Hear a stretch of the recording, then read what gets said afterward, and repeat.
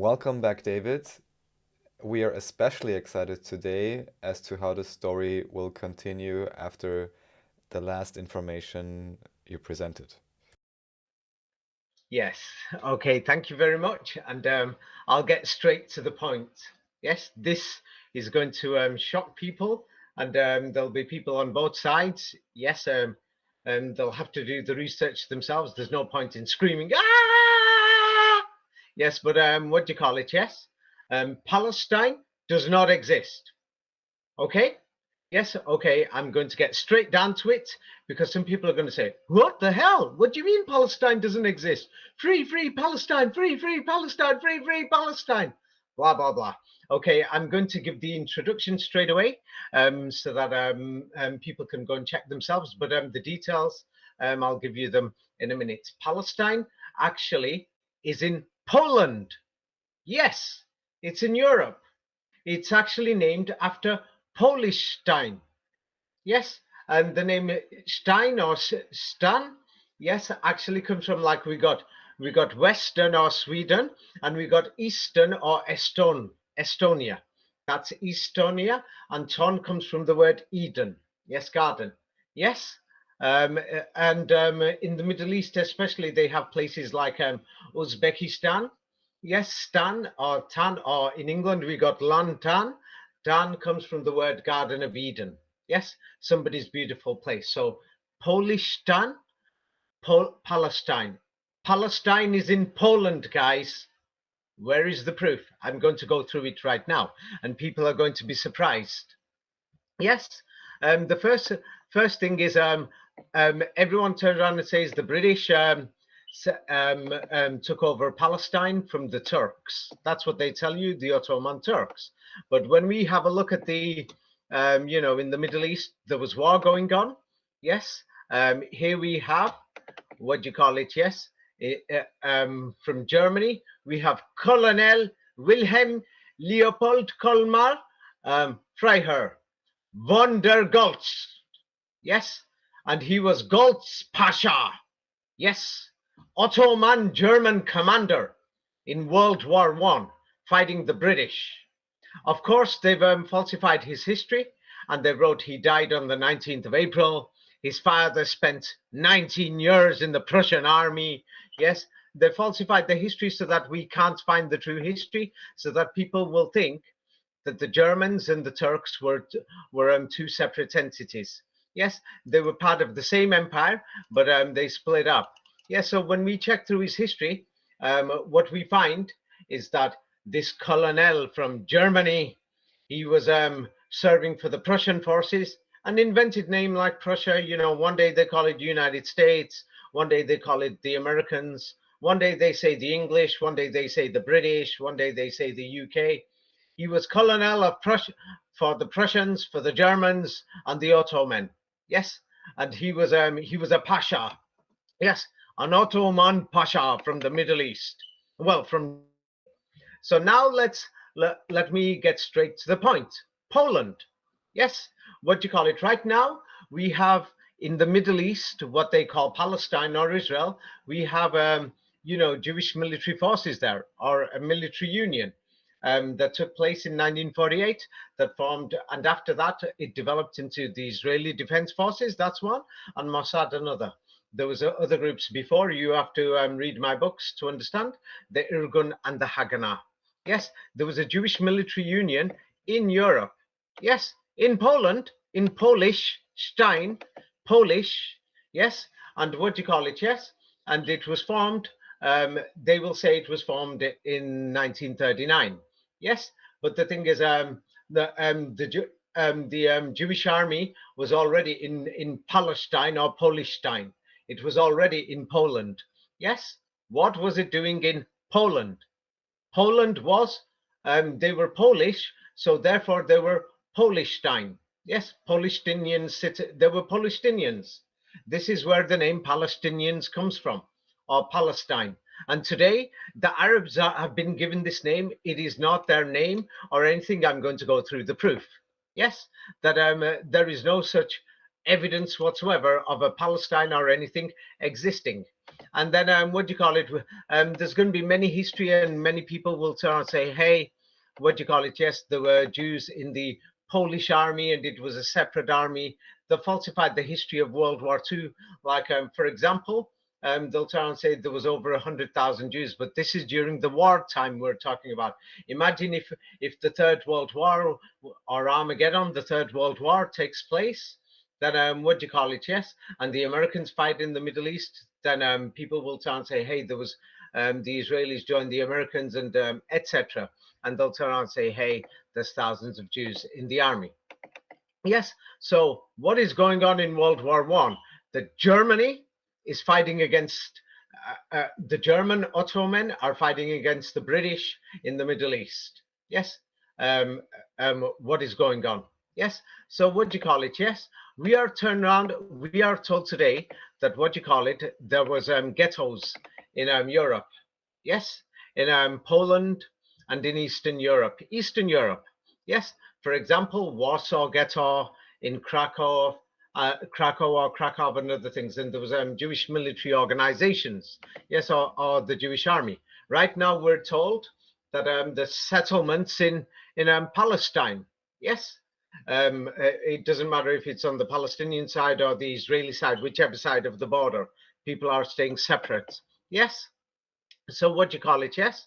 What do you call it? Yes. And we're told if you went to Israel or to the settlement, there's Jewish military and Jewish Israeli police officers. We see a similar thing in Polishstein or in Poland. Yes. Jewish policemen guarded inside the walls, etc. Yes. And outside, on the other side, it's not about outside or inside. There's Warsaw and there's other settlements, Jewish settlements in Poland. Yes, or in Polishstein. Yes, and what do you call it? On the other side, there's what do you call it? The Germans or the Polish or whatever patrolling. And then when we look at the Middle East on the other side, there's the Jordanians, the patrolling on the other side of the West Bank or the Palestinian Authority. Yes, and then we've got the Egyptians patrolling on the other side of Gaza. And then on the other side, we've got the Lebanese patrolling on the other side of the Golan Heights, etc. So now this is very important because if you don't understand what happened in Poland or Polishstein, you will not understand what is happening in Palestine today. Yes, and where the name actually came from. Yes, so everybody knows that there was a war going on in World War II. For example, the Warsaw Ghetto, many people know about it. And the thing is, if you want more details about what was happening, yes, in Poland, yes, then you'll have to read my books about that for the exact details. Now, I have noticed there are some comments, I call them ridiculous and stupid, saying, what do you call it? Yes, David's pointing out the number 19 and events in Israel and Palestine and saying they're not relevant. The thing is, it's because I call it pathetic because the thing is, people have been protesting about Palestine and Israel for 100 years. Nothing's changed. So it shows the results. Yes, nothing has changed with the agenda or the plan. Now, if people don't know the history, then they can just carry on going shouting on the streets. I stand with Israel. I stand with Israel. Free, free Palestine. Free, free Palestine. And just shouting each other's heads off like football fans. Yes, and it doesn't get anywhere. Yes, unless if you understand the history, and it's not about the numbers, it shows it's a plan.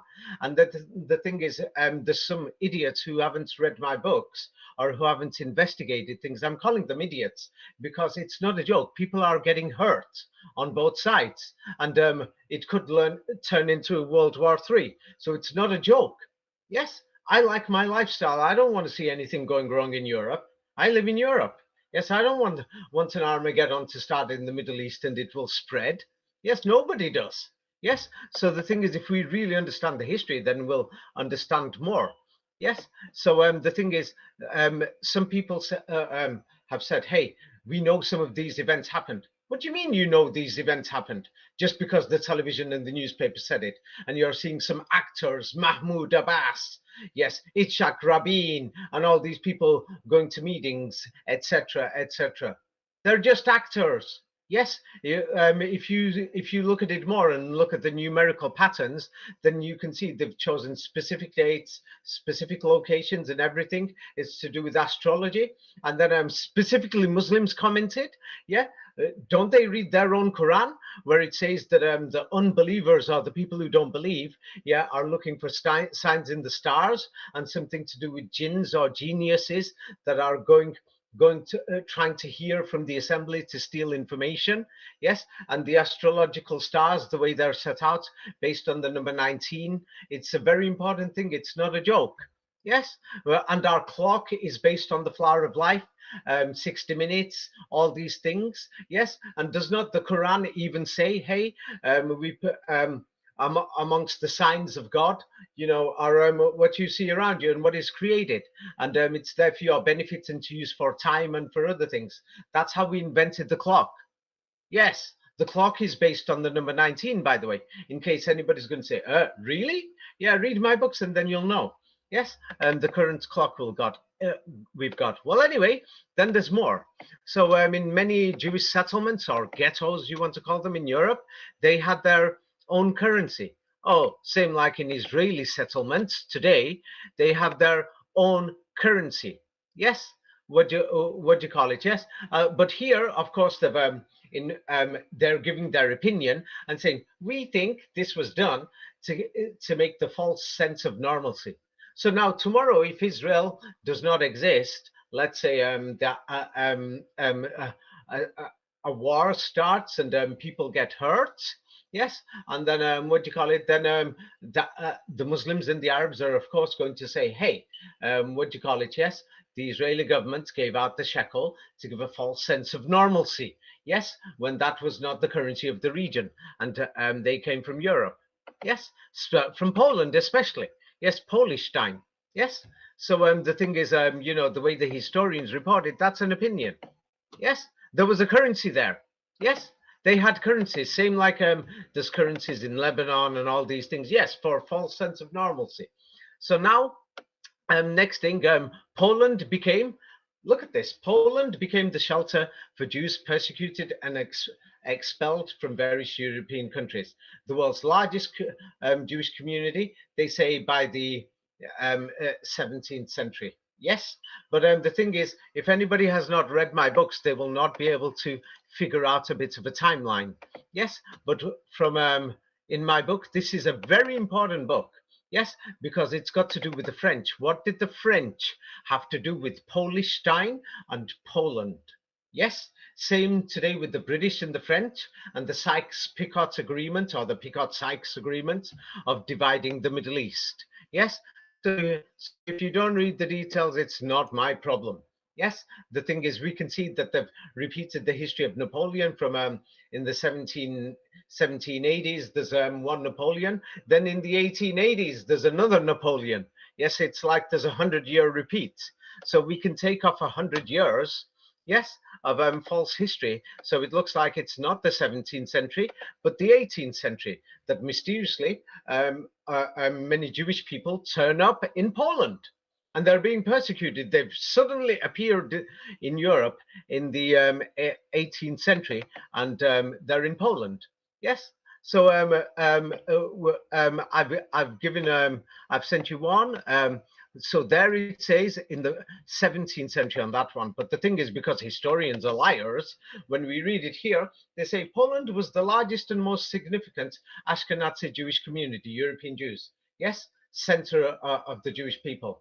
And it says it's ended after the partitions of Poland in the 18th century.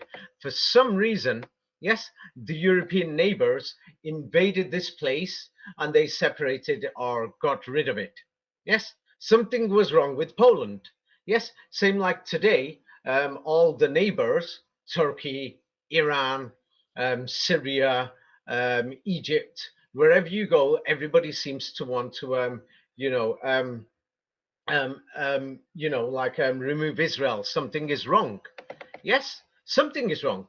Yes, and then many people will talk about it. And the thing is, many people think, hey, the Palestinians today, these Arabs are actually Palestinians. No, they're not. Yes, the name was invented from the name Polishstein. Yes, because Poland or Polish, yes, they became known as the Jews of Europe, and they were the ones who went to the Middle East and they took the name with them, Polishstein, Hmm. Polishstein, like what do you call it? Yes, Uzbekistan. Yes, what do you call it? Pakistan, Pakistan. Yes, it's just the pronunciation. So what do you call it? Yes, many people will comment and say it was the Zionists who call it Palestine. Yes, it was the Zionists, whoever they were. The history of Zionism is a lie. Yes, but if anybody thinks it's because they were living in Polishstein, yes, the Eden of the Polishstein, when they moved, they took the name with them. You see? Yes. So they took the name. Can you see this, Right. Raphael? Yes. Hmm. Yes. So now let me show you an example. What do you call it? Yes. Um, so here today we've got what do you call it? Yes, an activist, um, an Arab activist. Yes. In what they call Israel or Palestine. Yes, they're going to call her a Palestinian. Even they have started saying we're Palestinians, but they're not. They're actually just local people. You can call them Arabs or you could call them Ottoman. Yes, but I will give you their correct name. Please just wait. Bear with me. So this information is not hidden. People can find what do you call it? Yes, the Jews had their own governments there in Poland or in Polishstein. Yes, people will. Today, historians call it autonomy because the historians did not recognize the existence of the Jewish people in Poland. Yes, so in the future, the Muslims want to remove Israel because it's causing so many problems. So one day the Muslims will turn around and say, no, the Jews were there as occupiers. They had their own autonomy. It was our land. That's what the Muslims say. It's our land. We've lived here for centuries. That's what the Arabs say. Yes or no, Raphael? Yes? Indeed. Yes. Hmm. Yes. So of course, when they write the history, yes, one day they're going to say, "Hey, they had their autonomy, their self-government." Yes, in Israel, and they called it Israel. Yes. So Israel is self-governing.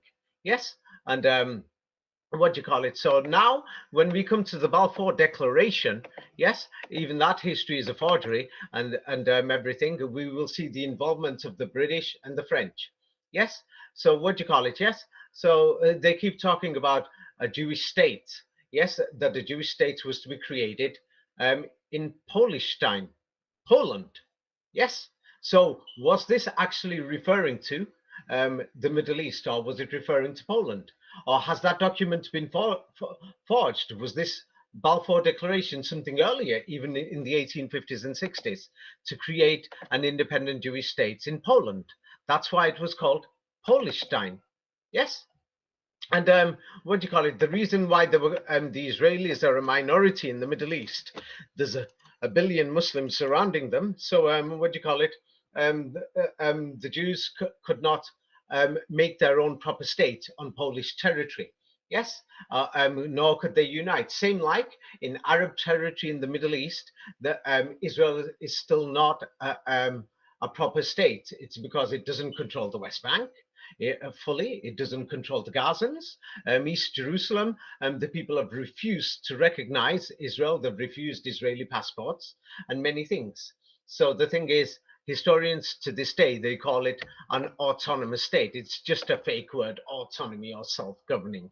Yes, isn't that what Israel is? It's self-governing.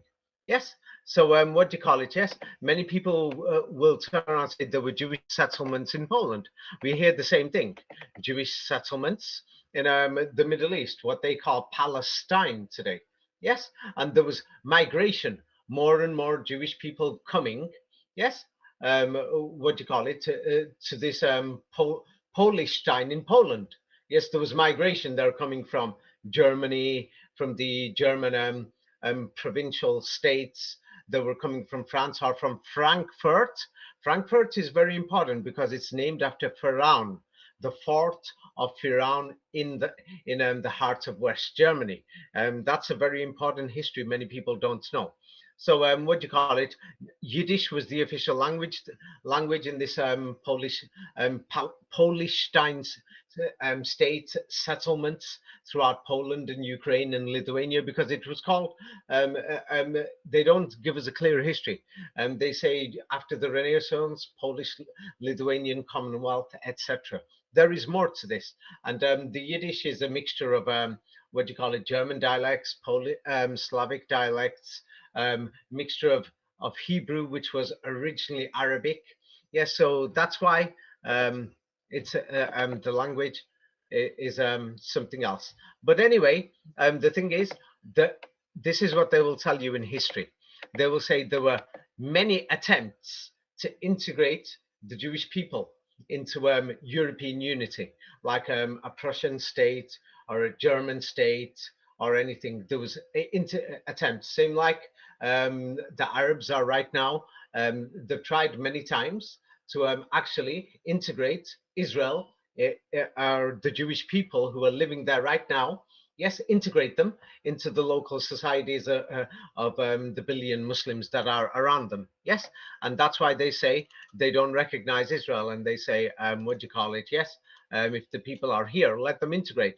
Yes, it would be an evil thing to say, hey, let's wipe the people off the map or throw them into the sea. They came from Europe. But we have to look at the circumstances. Why did they come? They were genuinely being persecuted. Yes. And what do you call it? Yes, we see many Pakistanis, Bangladeshis, Indians, Turkish, Iranians who are at these protests, free Palestine. But let's have a look. Yes, what's exactly going on in the Middle East? These are very important issues. Yeah, what do you call it? Yes, in the Gulf countries, 10,000 Asian migrant workers die in the Gulf every year. Who knows? Maybe it's 5,000 or something. It could be exaggerated or it could be even more. Yes, but let's just have a look at the situation in Arab countries. South Asian labor workers, Bangladesh, Pakistan, India, Nepal, Sri Lanka. Yes, they get um, face physical abuse, getting slapped, sexual abuse, things like this in these Middle Eastern Arab countries. Yes, which nobody seems to talk about. Not only that, yes, they're building these Arab countries into beautiful places. Yes, Right. and what do you call it? They're getting paid slave labor wages. Isn't it supposed to be a Muslim Brotherhood thing? Yes, they're getting paid peanuts. Yes, and when I was traveling in those countries, do you want to know the truth? I was actually waiting because I fly around very often. So when I was flying around in that region, because I wanted to go to as many cities as possible, yeah, for the huge distances, and I was in a queue. Yes, and in that queue, everybody was from Pakistan, Bangladesh, or India. Do you know what happened? The airport security came over to me and said, "You're in the wrong queue." And he said it in front of them. And he said, that's for them. I said, who's them? And he said, them. Poor Wow. people. I couldn't believe it. And he said, this way, please. Yeah. I was totally shocked. The thing is, I didn't know what to do. So instead, I said, it's okay. And because I smoke, I turned and said, where's the smoking room? I just went to the smoking room instead. When I came back, I just sat down waiting for the flight because I didn't want to insult him or insult the crowd either. But these are the cities they're building. Skyscrapers like, we could turn around and say like Miami or Chicago. Yes. So the thing is, it's well known. This is not hidden. Yes. Here is many people are asking, why do they get treated like garbage? Afghan workers, Pakistan workers. Yeah. So the thing is, it's not just about Palestine. This is a very deep subject. Yes. So now we're hearing, yes, in London, in Paris, everywhere. It's Moroccans as well. It's Egyptians. They're being treated like trash because if they're from a poor country, they're treated like trash in the Middle East for some reason. Yeah. So people are from Morocco. They're protesting Algeria. They're protesting Egyptians in Paris. Yeah, Bangladeshis, Pakistanis. Yes, Indians. So what the hell is going on here? And people will turn around and say, hey, it's for human rights. What about the human rights for, thousands of people who are dying? Yes, thousands. Yes. It doesn't sound like a joke that for the Qatar at that time F4 or World Cup or something, yes, around that time 10,000 people died. Yeah, Imagine if Israel wiped off 10,000 people off the map. I'm not justifying anything. I'm saying, hey, if you're going to protest, why don't you protest for everything? Yes. And what about Karabakh? What's going on there? The entire population has just left last week. Yes. Let me just show you. It's a sad story. I don't see people protesting for Karabakh. Yes. Yes. So the thing is, that was a Muslim country, Azerbaijan, that was involved. What do you call it? The thing is, yes. The thing is, they turn around and say the Armenians just left. Many Armenians will say we got expelled, but then what do you call it? Yes, the Azerbaijanis will turn around and say, hey, what do you call it? Yes, they did that to us too, 300,000 people or something. But two wrongs don't make a right. So if people are going to be just standing in for one issue, I don't call that Christianity. Yes, where I was surprised by the large number of Christians who are protesting for the Palestinians. Yes, the thing is this time. So the thing is, why is nobody talking about up to about 80,000 or 100,000 Armenians have just they've just left ghost cities. Yes, you could find they've just left their homes, everything, just before last week. It's just an international scandal, and there's big queues, roads, everything. So now the thing is, if people are going to talk about Israel, they must speak about Karabakh too, and about all other conflicts. And hey, the thousands of people who are dying, yes, who are actually dying, yes, in these Gulf countries. It's not a joke. Oh yeah. So now let's move on. So the Karabakh thing, it's a disaster. So now let's have a look at what's actually going on, the type of things that are going on in the Gulf countries. Wait, that Karabakh truck picture, the second one didn't get through, so I'll send it again. What do you call it? Yes. Is it because these people are Christian that nobody's talking about them? But then the mysterious silence of the Europeans and the Americans, they've just shown a little bit that we're talking entire cities and villages of people. Everybody's just gone. Yes, 100,000 people, not a million, but still, this is a joke. Where are they going to go? Where are they going to sleep? What are they going to eat? I mean, just because they don't have a billion Muslim brothers or a billion Christians or anybody to help them, it doesn't mean that we should ignore this. Okay, now let's get back to the Gulf countries. Yes, so what do you call it? Saudi Arabia. Yes, things like the Saudi men can't marry Bangladeshis, Pakistanis, and other things. I don't know if it was a temporary law, but even in Pakistan, the people were upset saying we get treated like trash over there. And they're asking, why can't Pakistani men marry Saudi women? Oh yeah, by the way, why can't, Pakistanis, Bangladeshi citizens and Indians, why can't they marry any of these Arab women over there?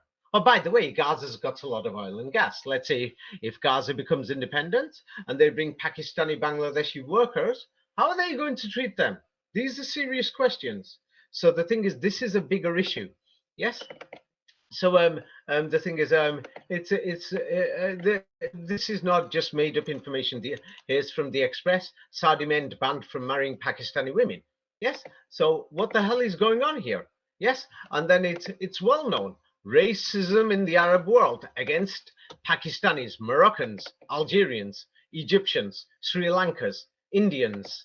Yes, and so the thing is, it's a serious issue. And then the thing is, Palestine's forgotten oil and gas resources. Yes. What will they do if they're going to bring workers from these Muslim territories known as Pakistan or Egypt? How are they going to treat these people? This is a serious question.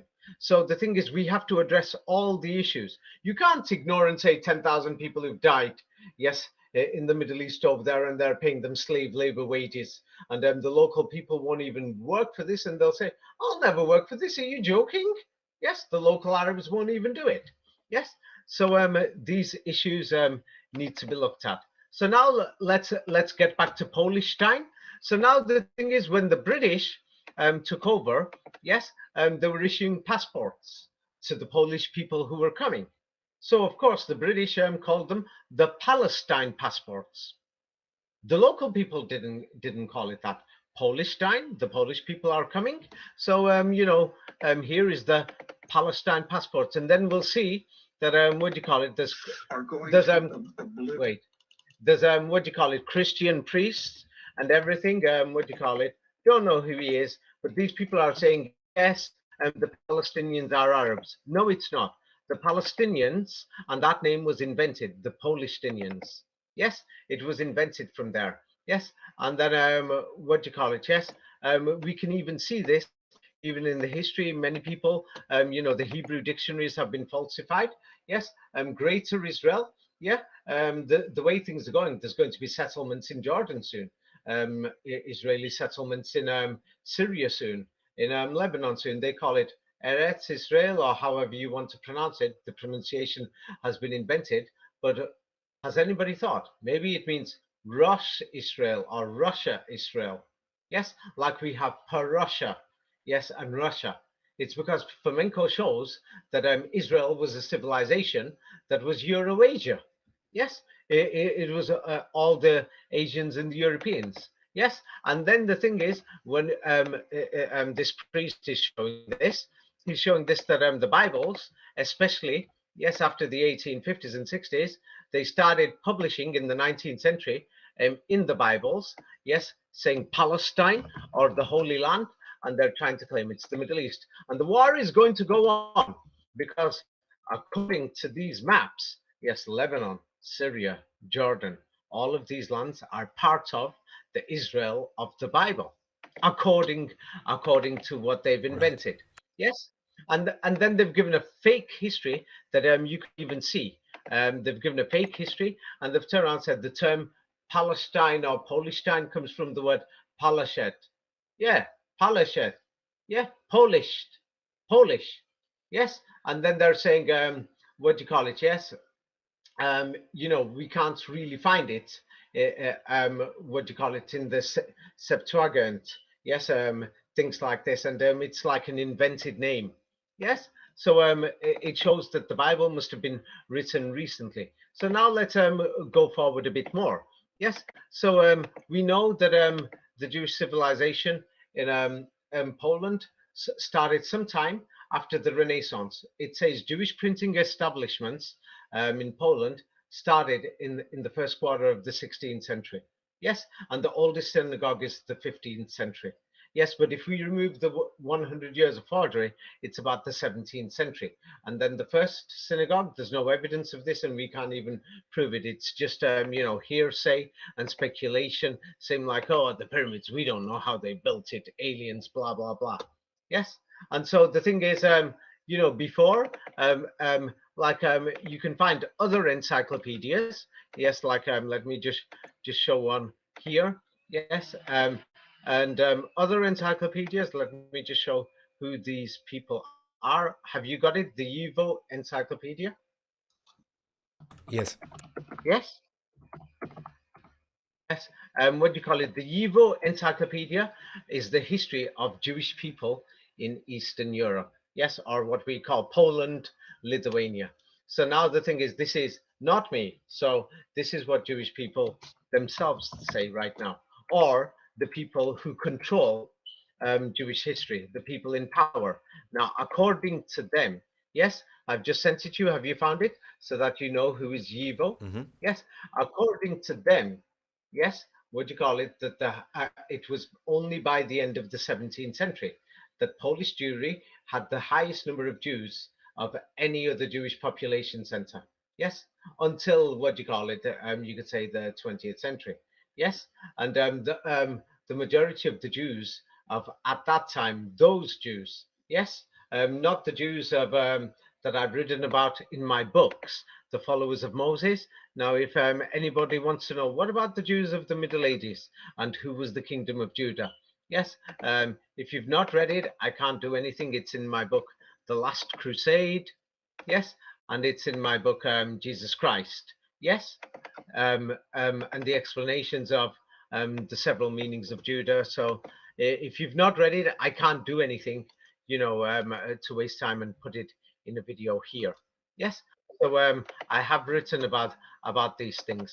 Yes. So it's like now we're talking 17th century, according, to the YIVO Jewish Encyclopedia. So now if we remove the 100 years that we can't find from the Napoleon to the Napoleon, yes, then it means it's not the end of the 17th century, but the end of the 18th century. You see? And that means it's only recent history and we can trace the history. You see? Do you see what Yes. I'm getting at? Mm-hmm. That means, as Henry Atlan said, Henry Atlan is a Jewish, from a Jewish background, and he is a very famous professor. You know, he's done a lot of work to show that Judaism was invented after Christianity and after Islam. Yes, people can find his works online. He's what do you call it? A French professor. His origin is Jewish, and he even says it. His exact words are Judaism is not chronologically the first one God religion, but in fact the third. It was invented in the Middle Ages following Christianity and Islam in reaction against these two religions. Who created it? Now, when we say the Middle Ages, Professor Fomenko shows they added this 1,000 years on. So now when we look at the evidence, we turn and see, hey, Jewish people are mysteriously turning up in Europe, or the current form of Judaism, only in the 17th, 18th century. This means about 200, 300 years ago. So now let's get back to Polishstein, or to Poland, and what do we see? By the end of the 15th century, they say the 15th century, there may have been, it's just a guess, 18,000 Jews in the Kingdom of Poland. That's it. And then 6,000 Jews in Lithuania. At that time, Polish-Lithuanian Commonwealth, Poland and Lithuania. Yeah, yeah. You know this history? Yes, Let yes, me Raphael. see. Well, I know. All right. Mm-hmm. Polish-Lithuanian Mm-hmm. Commonwealth. You've Right, not right, heard of right, it? right, right. Yes, yes. Mm-hmm. Mm-hmm. Yes. So now the thing is, they've turned around and said, what do you call it, 15th century. I couldn't find this history.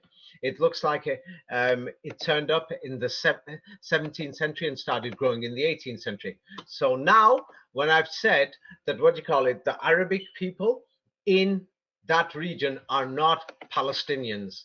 That place has never been called Palestine. Yes. Now, when we have a look at Ottoman documents and the Turks, yes, and Palestinian documents, this place was known as Kudus-i Sharif. The city Jerusalem was called Quds, was never called Jerusalem. They've translated it as Mutasharifate of Jerusalem. No, it was Mutasharifate of Kudus, or yes, or sheriff. You know, like the sheriff, the police. Yes. So Mm-hmm. the thing is, the entire region, yes, what is known as Israel or Palestine today, yes, to the local people was actually called Kudus or Quds. Yes, so all these Muslims who are protesting should actually say, free, free Quds, free, free Kudus. That's what the land is called. Yes, it was never called Palestine. Even the local people are saying it's Palestine. And then we can even see, you know, recent maps, you know, 19th century, 20th century, the Ottoman Empire was still here, that the maps show that that land was called Kudus al-Sharif. It has never been called Palestine. That the name Palestine has its origin, where does it say it? In the Yes. Hebrew, Peleshed. Yeah, Polish. Mm-hmm. Polishstein. Yes, Poland. Yes. Palestine is Polishstein. Palestine's in Poland. Yes. And that Palestine in Poland is gone now. The Jews have left there. So Palestine does not exist. Yes. And that land over there is actually Kudus al-Sharif. Yes. And that's what it is. And that's the reality. And then, of course, they invented the full history, ancient Palestinians and all this garbage. Yes, what do you call it? The invention of ancient Palestinians, Philistines, and all these things. They've invented them, and you know, and they've invented the entire history. That I'll just say this quickly as a reminder that the Palestinians themselves, they even say Al-Quds is not Jerusalem. Yeah, actually, there was a message in one of the videos, something like Al-Quds is not Jerusalem, and it will never be Jerusalem. Yes, it's Al-Quds. Yes, the thing is, we find it in Palestinian, the Arab publications. Al-Quds is not Jerusalem. These are the local people. Yes, and then what do you call it? There's many people who, I call them liars. They're going to say, there was a liar. I call it a liar. Yes, because they're misleading people. Yes, and they're turning around and saying, what about the Christians? They've been going to holiday to the Church of the Holy Sepulchre.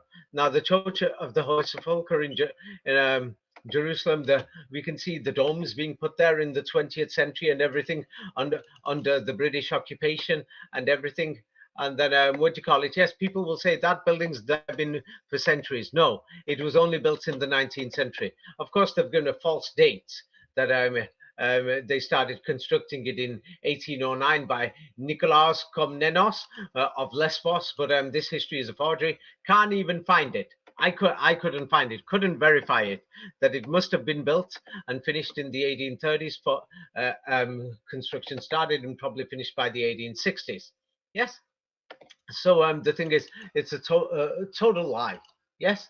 So that's the Church of the Holy Sepulchre, and then when the Polish Jews from Polishstein started going to what we call Palestine, yes, what we will find is more suspicious history.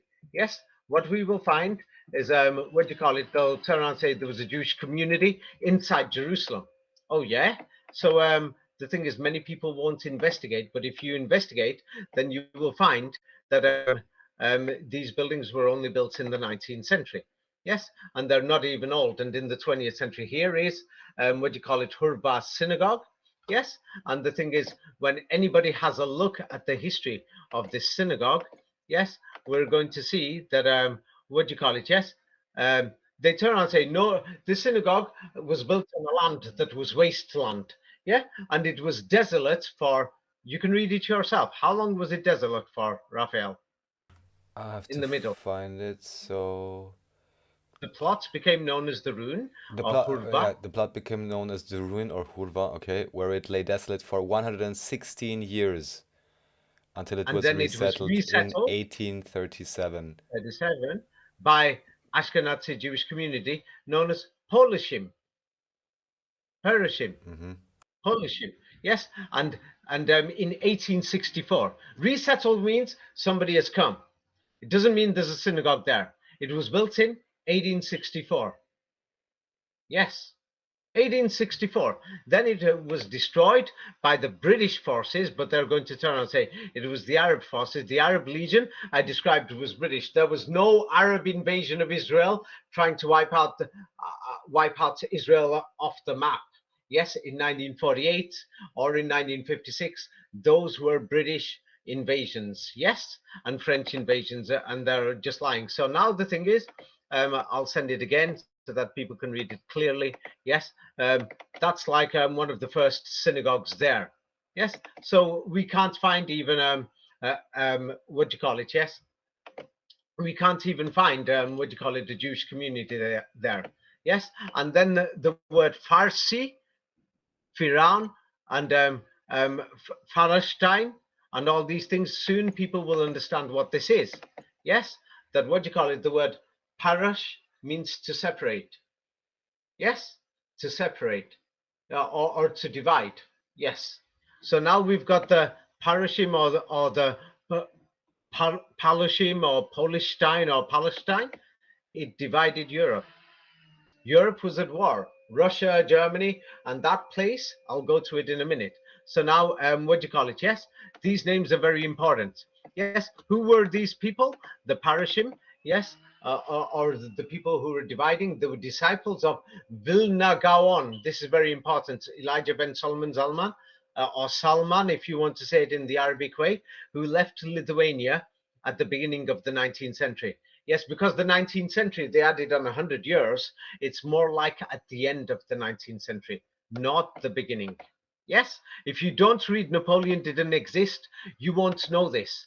So what do you call it? Yes, I can't be bothered reading out the whole book here, but that information is there. The entire century is a joke. It doesn't exist. So now the thing is, the synagogue wasn't there. There's nothing there. Now, the biggest synagogue in Israel, yeah, at that time, yes, in the 18, it was only built in 1872. Yes, it was called Tiferet Israel, or Glory of Israel. That was only built in 1872. So the thing is, I'm going to send a picture of it. You will find it in the old photographs of Jerusalem 100 years ago. So now the thing is, what do you call it? This was the center of the Hasidic community. It's very important. Oh, they opened it on the 19th of August. Oh, Hmm. nothing suspicious about that. Yes, or maybe the history was a fraud. Yes, so now let's have a look at this. Like the Russian, who are the Russians? The Russians are the French. I'm going to go through this in a minute, and they're the followers of Firaun. I've explained this before, or Pharaoh. The Russians, it wasn't a separate nation at the time. The fake Napoleon and the invasions. Well, anyway, in 1843, yes, that there was no what do you call it, Christian churches or anything. You can't even find Christianity there. That Tsar Nikolai I in the 1850s wanted to buy land to build an Orthodox church. You see, because Jerusalem is in Europe. That place is not Jerusalem. There was no Christian churches there, no synagogues, nothing.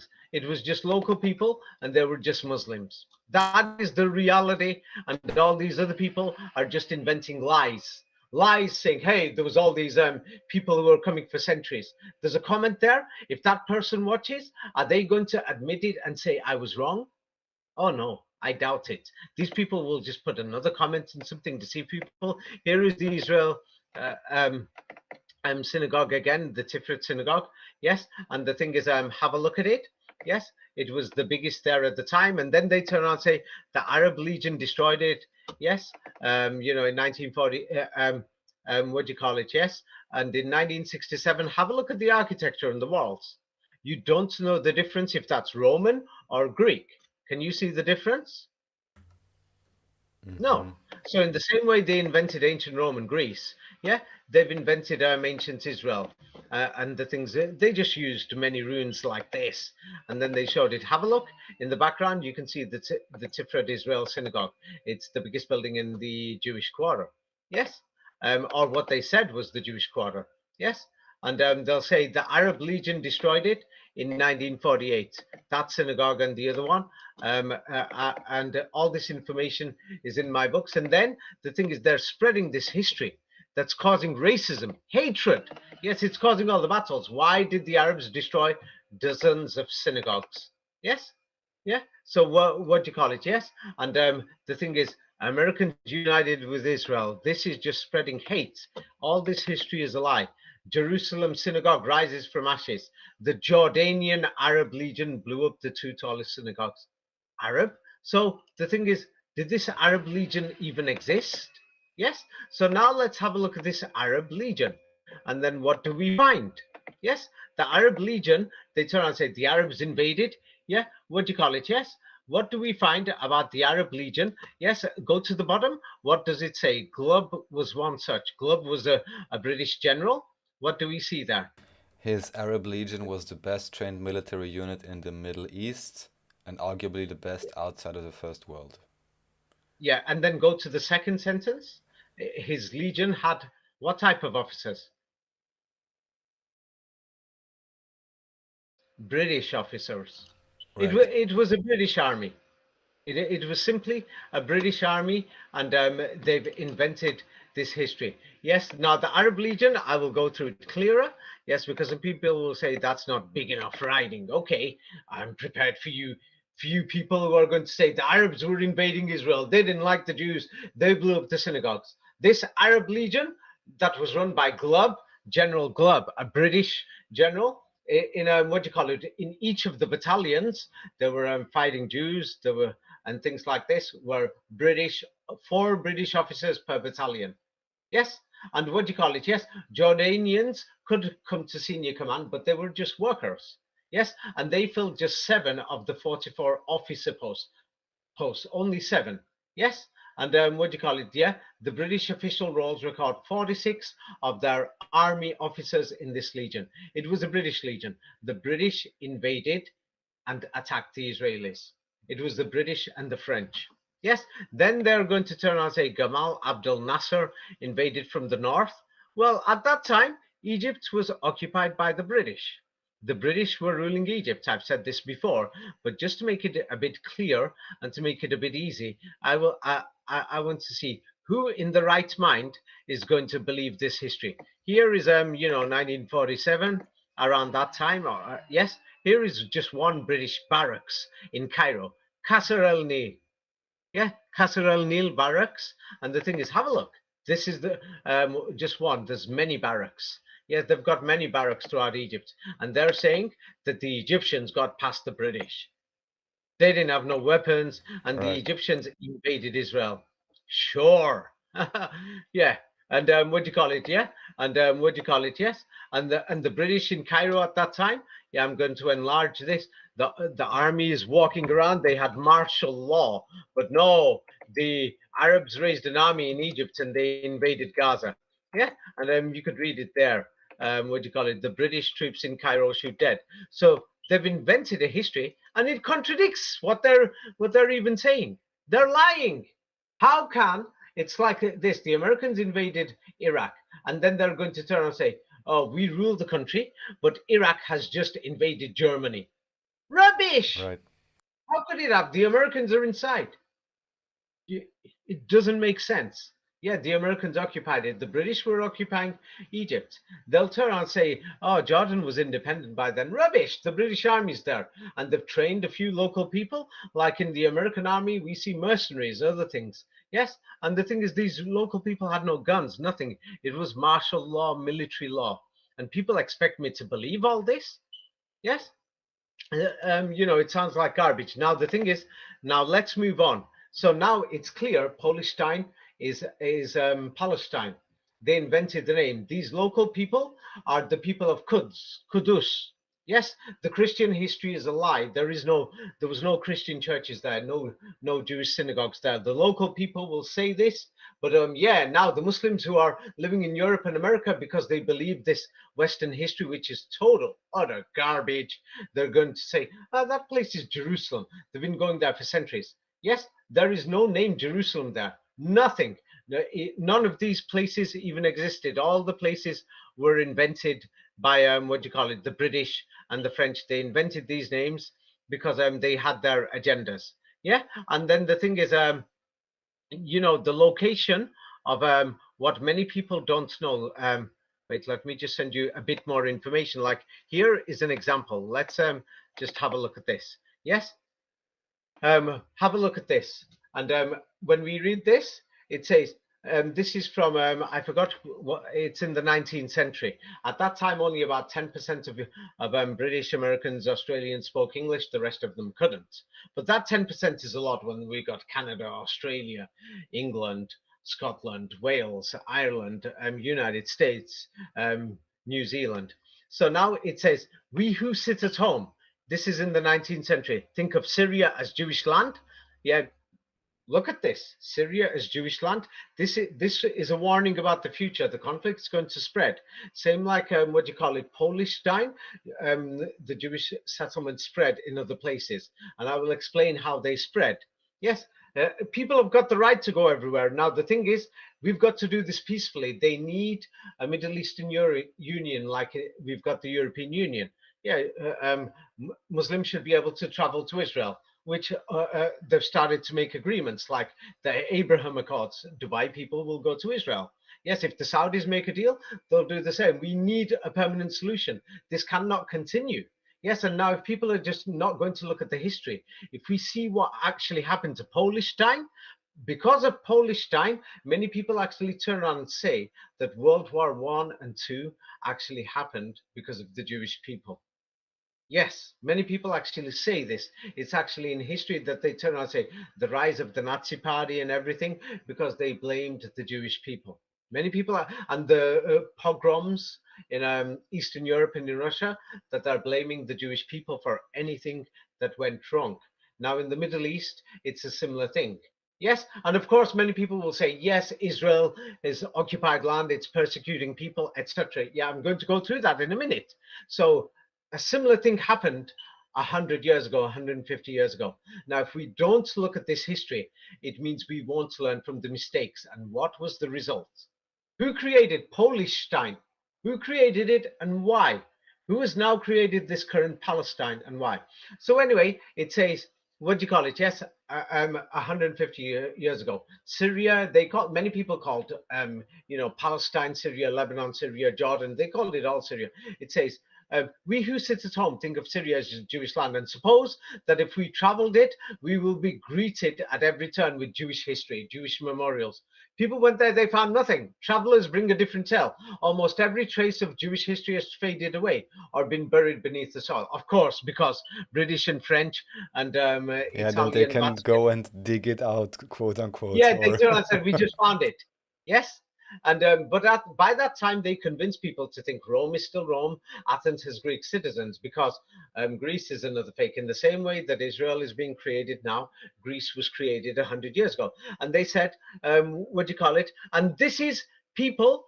This is in the North British Review, this magazine. What does it say about El Quds? What did they say? El Quds is not Jerusalem. Yes, people went there and they said it's not Jerusalem.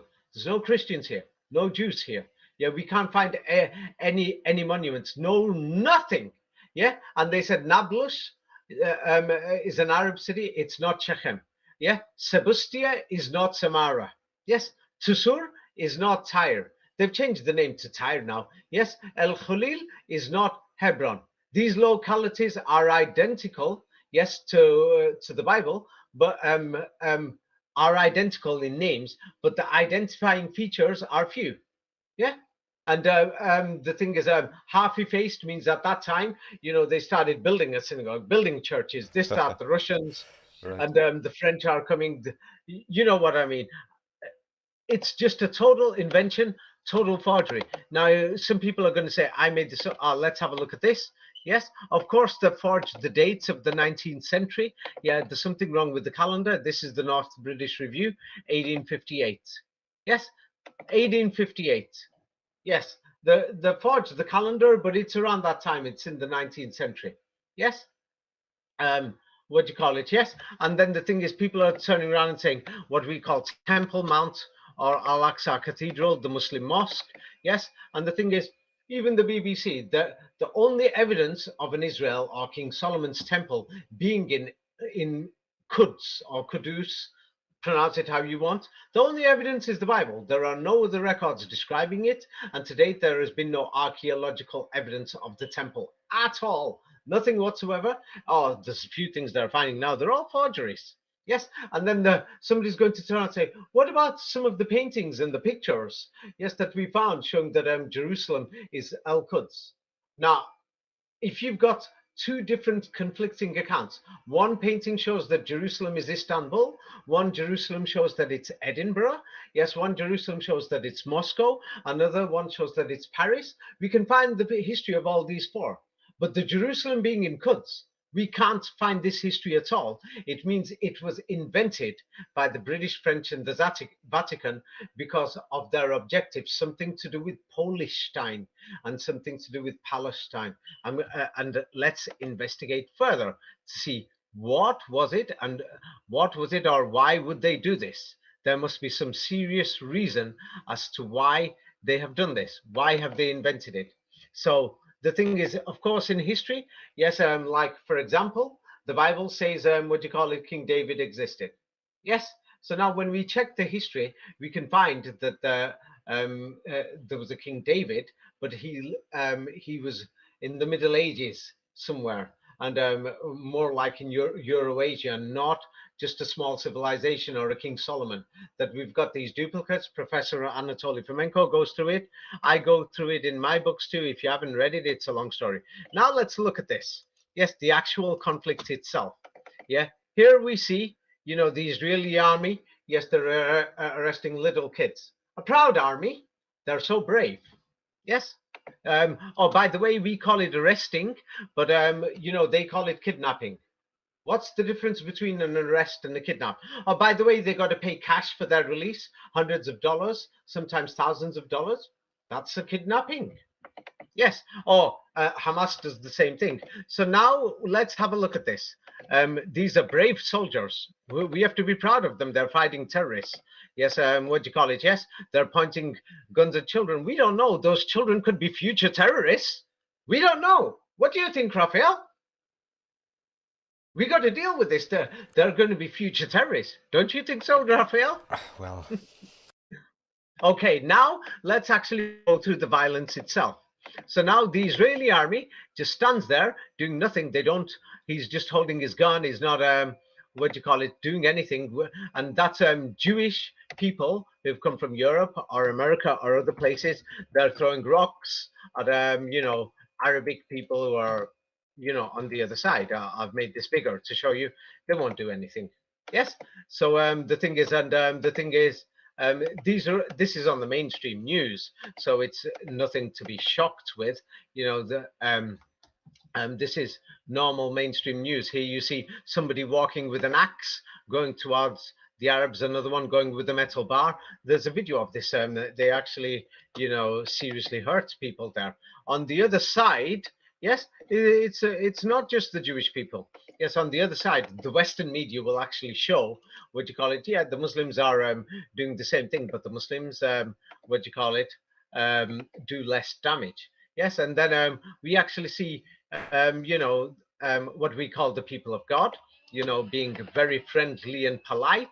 Yes, this is in the British Guardian newspaper. Yes, people abusing people, insulting people just as they walk past. You know, yes, that's what we see.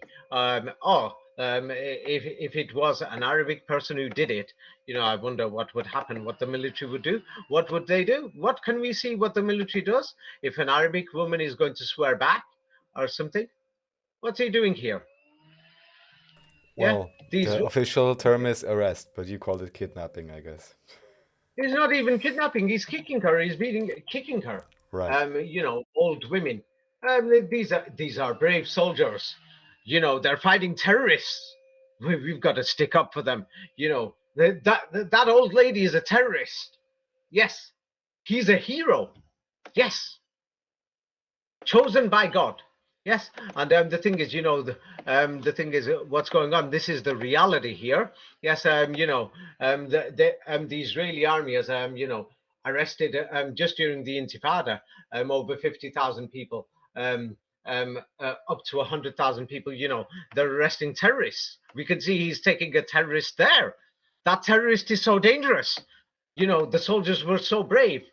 Yes, and things like this. Here is more. The And let soldiers me just are. say, I mean, you pointed already out why that is, but if you were just to exchange the individuals and put, let's say, one side and the other, and put the one in the military uniforms and the other one in rags, especially with this population there, oftentimes you probably couldn't even tell who is who.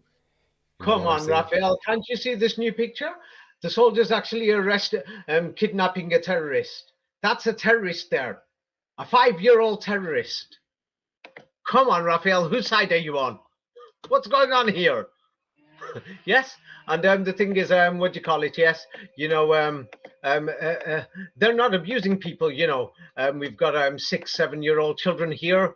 In case they're not children, they're terrorists. He's pointing the gun at them. The soldier is so terrified for his life. These 6-year-old terrorists might kill him. He's just defending himself. Yes, don't you think so? Yeah, it's a bad Yes. look. Hmm. Yeah, no, no, no. Yeah, it's bad luck for the soldier. Poor soldier. Here they've arrested a 3-year terrorist. Your 4-year-old. Sorry. Yes. The Muslims will say kidnapped. Yes, I've got Muslim viewers. They're kidnapping. 3-year-old kids here, 4-year-old kids here, and what do you call it? Yes, yeah, and even if European people go there to protect people, they're just hospitalizing people, and if it's on video, they'll suspend them. But if it's not on video, they won't suspend them or something. Attacking them with But also, it guns and should be everything. clear that aside from these things apparently happening, there is also a reason why at least certain media would be pushing that. Because aside from individual wrongdoings that happen so often, it's also just about, again, stirring up the animosities, no? In the Yes, larger frame. Raphael, these 5-year-old children are terrorists. Yeah, that's ridiculous, obviously. Yeah. No, no, no, no, no, no. Whose side are you on? Yeah. No, Who do you stand yeah. with? Yeah, Yeah. these are brave soldiers. They're terrified. Yes. Okay, now let's go through more. Now, this is, what do you call it? This is from the Daily Mail. So now the thing is, why I said these protests, people have to think again. Now, here, they're teaching, this is the Muslims now, they're teaching Palestinian children to actually hold weapons, even if it's a toy weapon or something. Yes, the thing is, because now the conflict is getting out of control. Now, many people don't see it. It could lead to an Armageddon in the entire region, like we saw Armageddons in Europe, World War I and II. Many people have not really examined why they happened. So the thing is, this this cannot continue, because if a World War III happens, it's going to be our fault. We've ignored this, and then the Muslims have ignored this, and the Christians. They're just protesting on either side. Yes, and things like this, and they don't know what's going on. And some people are saying, "Hey, we don't need to know." And then the number 19 isn't important. Yes, it is. Because then we can see that they're just having fake meetings, fake actors and everything, and they're not even doing anything at these peace accords. Oslo Accord, they made it on the 19th. Yeah, you can go and check it. Hmm. Oslo 1, they signed it in Norway, and then the ceremony in America, and then the treaty was dead in 2020 on the 19th. This is on my book, and by Mahmoud Abbas. Both these leaders, the Israelis and the Palestinians, they're all actors. Yeah, so now let's have a look. Yeah, here are Israeli children, Jewish children. Yes, the next generation is being brainwashed worse than ever before. Right. Yes, with weapons. Yes, and the thing is, this is in the Washington Post.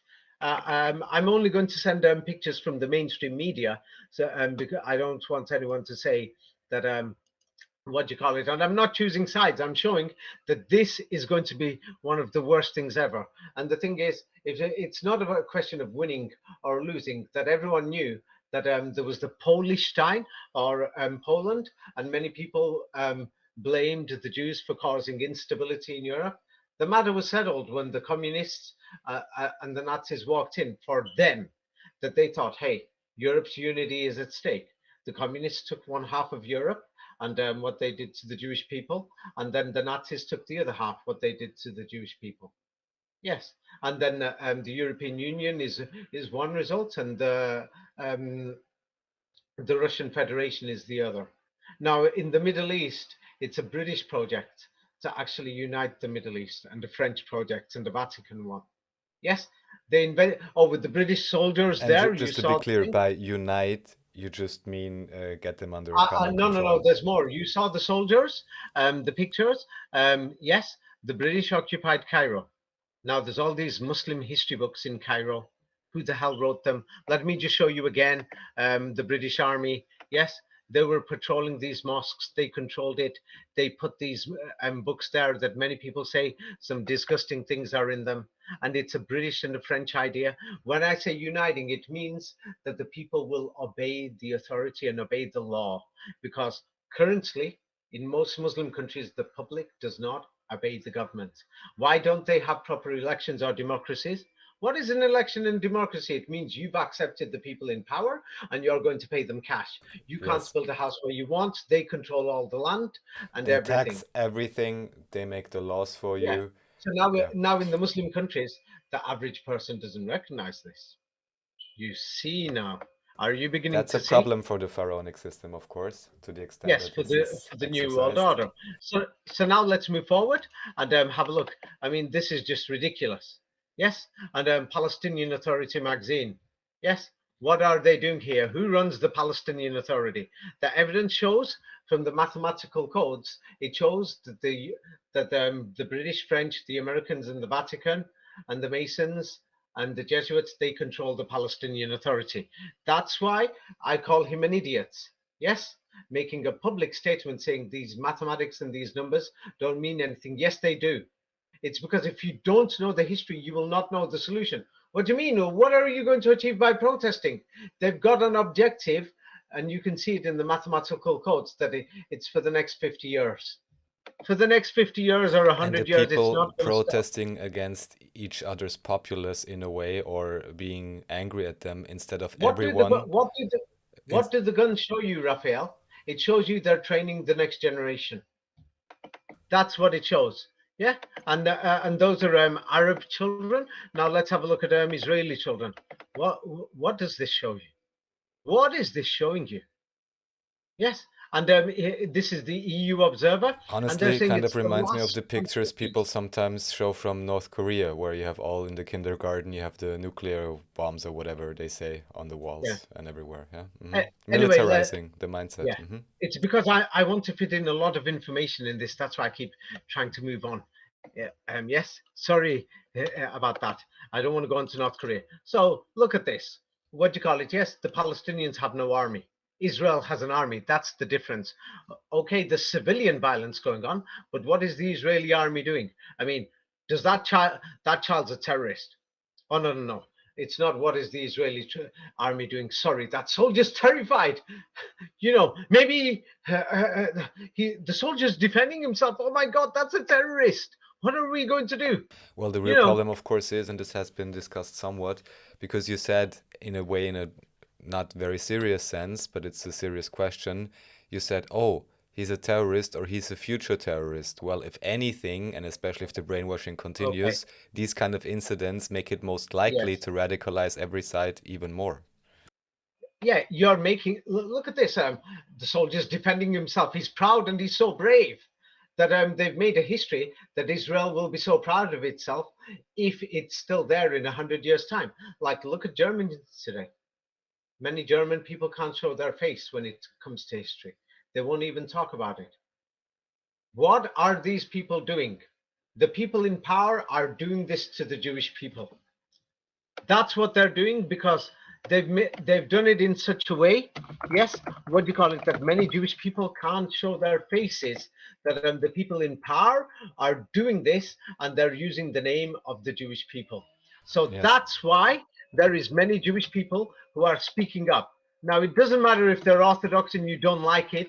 Yes, they're turning around and saying, what do you call it? Israel does not. That state doesn't represent us. Yes, and the thing is, what do you call it? Yes, and it's not just religious Jews; it's actually secular Jews now. Who many secular Jews in Europe and America actually reject Israel. Yes, for example, here you'll see what do you call it? It's many protests are organized by Jewish people in England and in America and in France, and they're actually rejecting what's going on. Yes, so if people in Israel turn around and think, it's a few Orthodox people, or maybe they're crazy and they're mad. No, have a look at this. The secular people, Jewish people, who are saying enough is enough, and they don't want it. Yes, and the thing is, they're actually speaking about it. Yes, and they're protesting. Actually, many of the anti-Israeli protests are organized by Jewish people born in Europe and America. Do you know this?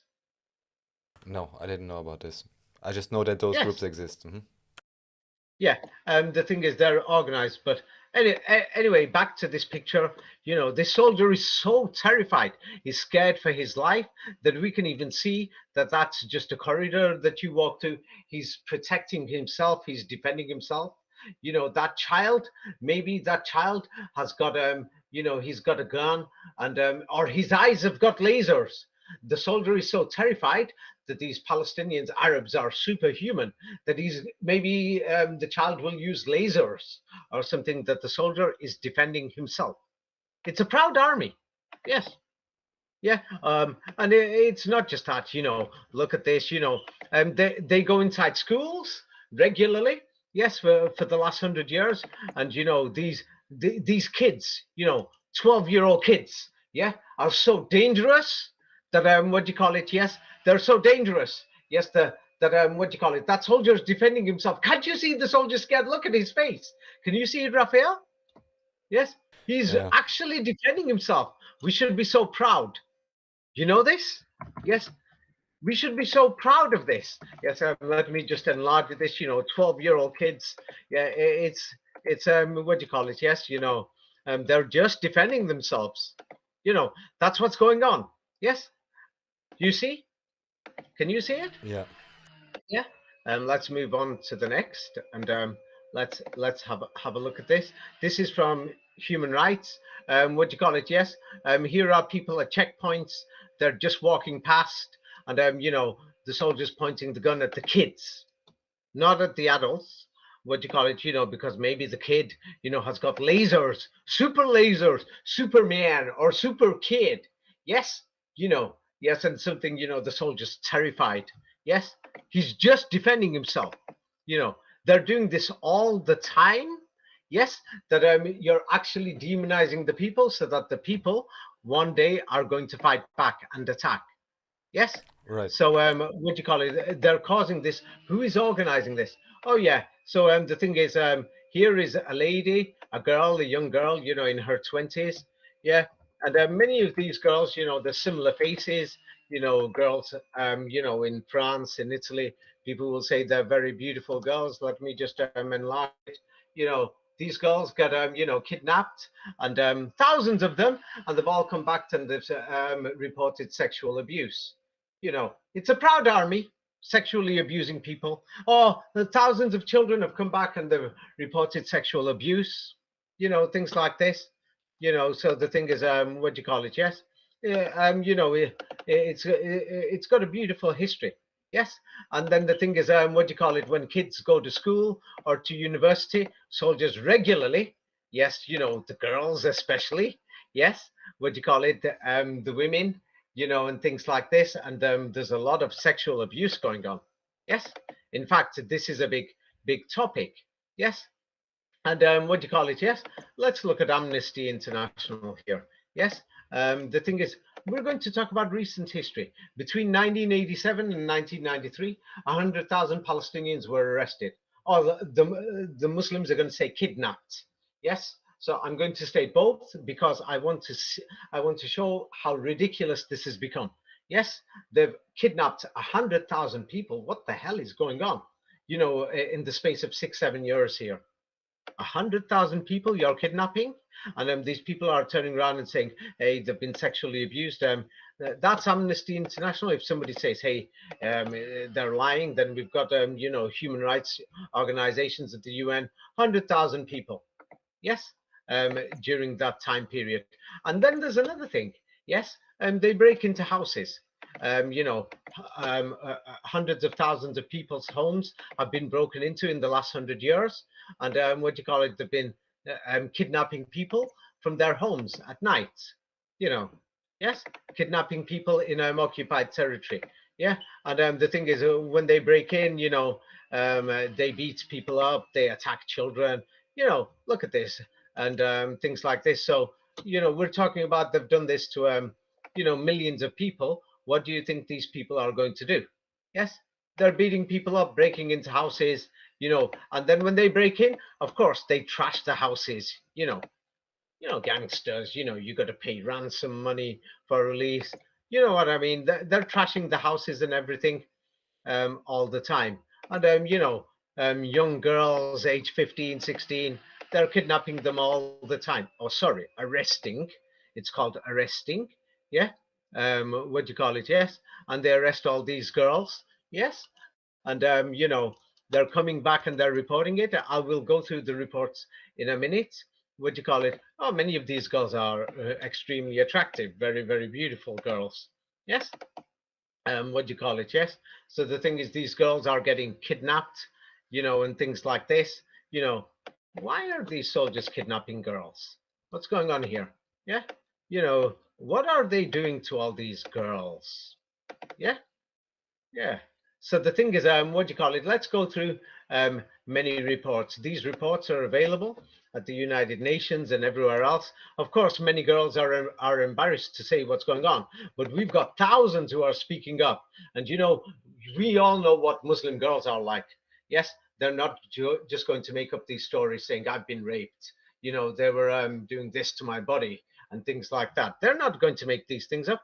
Like that girl that I've just sent the last picture, I think it's her or something. The soldiers beat her up. Yeah, after they kidnapped her. Oh yeah, they're beating people up, and then they blindfold them, handcuff them, and things like that, and things like that. They kept her for 3 days, things like that, handcuffed, and what do you call it? She was beaten, deprived of food, and things like this. Yeah, and of course, what do you call it? Yes, there's the sexual assaults. Yeah, which is classified as rape in England if you're going to sexually assault somebody. Yes. So these things, why are nobody talking about these things? We're talking about, thousands of women, what this is happening to, hundreds of thousands in 100 years. That these stories are just ridiculous. What's going on? Yeah, and then when she was released, how much did she have to pay? She was kidnapped, and then how much did they demand that she have to pay? Here it says 750 US dollars. Yeah, $750. Yeah, you know what I mean, yes. And then what do you call it? So these are the kind of things they're doing to these young girls. Oh, these girls are terrorists. Yes. And then the thing is, in these war zones, because it is a war zone, Benjamin Netanyahu has turned and said, we're at war. All the Israeli presidents have said, we are at war. Yes. So kidnapping and hostage taking, yes. What do you call it? Yes, is a common thing in these war zones. Yes. And the thing is, let's see how many people. Yes, now they say the Palestinians have done it, Hamas. But the evidence shows from the mathematics that these Hamas incidents and the PLO incidents are actually organized by the CIA and the British, the French, the Jesuits, and the Vatican. Yes. So what do you call it? Yes. What happens with these kidnappings? Yes. Or arrests? They usually turn around and call it, you got to pay cash. Yeah. Of course, the Arabs have to do this. If not, you know what's going to be happening to your daughters. You understand? Yes. Yeah. You know what I mean. So these are the kind of things. Like let's just have a look at this year. Yes, kids. Yeah.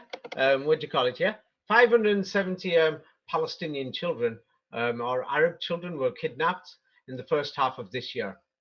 Yeah, 160 of them were kept in prison for a long time. Yeah, kids. Yeah. So things like this, and then now this is what do you call it? It's widely documented. Europeans have been there. They've photographed the body parts of children who've been sexually abused and physically abused, and of women. Yes, the people can investigate this further. They can go there themselves. Yeah, go. Yes. Well, of course, you got to be careful. The Israelis will beat you up, not the Arabs. Yes, and what do you call it? Yes, the kids. These kids are getting abused. Yes, and the thing is, it's actually sick. Yes, and the thing is, now what's very important is that many people don't know these things. Some, not all, some of these soldiers pray. Yes, and they're holding religious books. So now we have to look at what the religious books are. Now I'm going to go through official, what do you call it, documents and other things, recent things, so that nobody can say I'm making anything up. Here is from a website run by the State Department or by the US government, National Institutes of Health.gov. And it talks about child abuse in the ultra-Orthodox community. Now, many people will say that's the ultra-Orthodox community. And it's not just, what do you call it, other Jews or anything like that. But let's go through it. Yes. So now we've got all these children getting arrested, and the US government is warning people about what do you call it? Yes, about Jewish law and sexual offenses against kids. Yes. So now that's the U.S. Government who's warning people.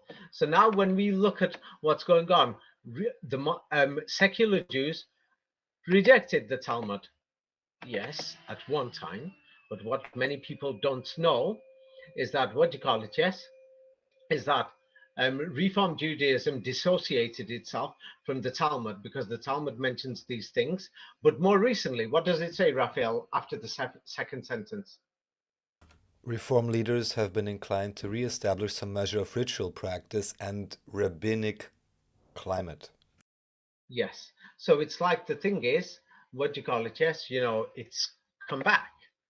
Yes. So, and who's controlling this? Many people are going through it. So now here is Haaretz, an Israeli newspaper. About 10% of Israelis read this. Yes. And what? How does it describe? What do you call it? Yes, Israel, Here it literally or says, mhm, or a group of people in Israel. What do they say? it says a nation of pedophiles, Yeah. opinion piece Yeah. from Haaretz. Yeah, actually, let's try not to use this word. Let's say child abuse instead.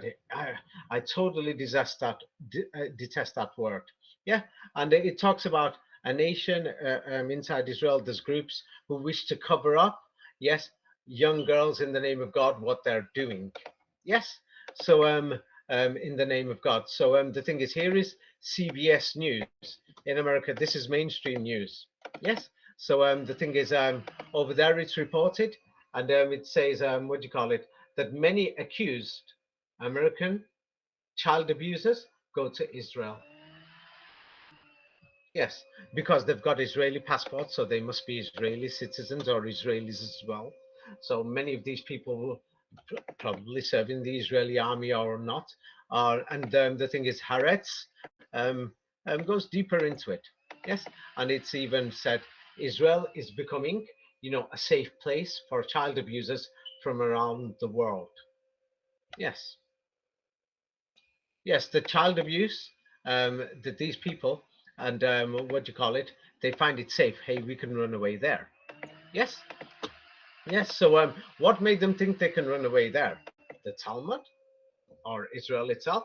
So what do you call it? It goes through secret blacklist of Palestinian sexual harassers. So we have sexual harassment from many sides.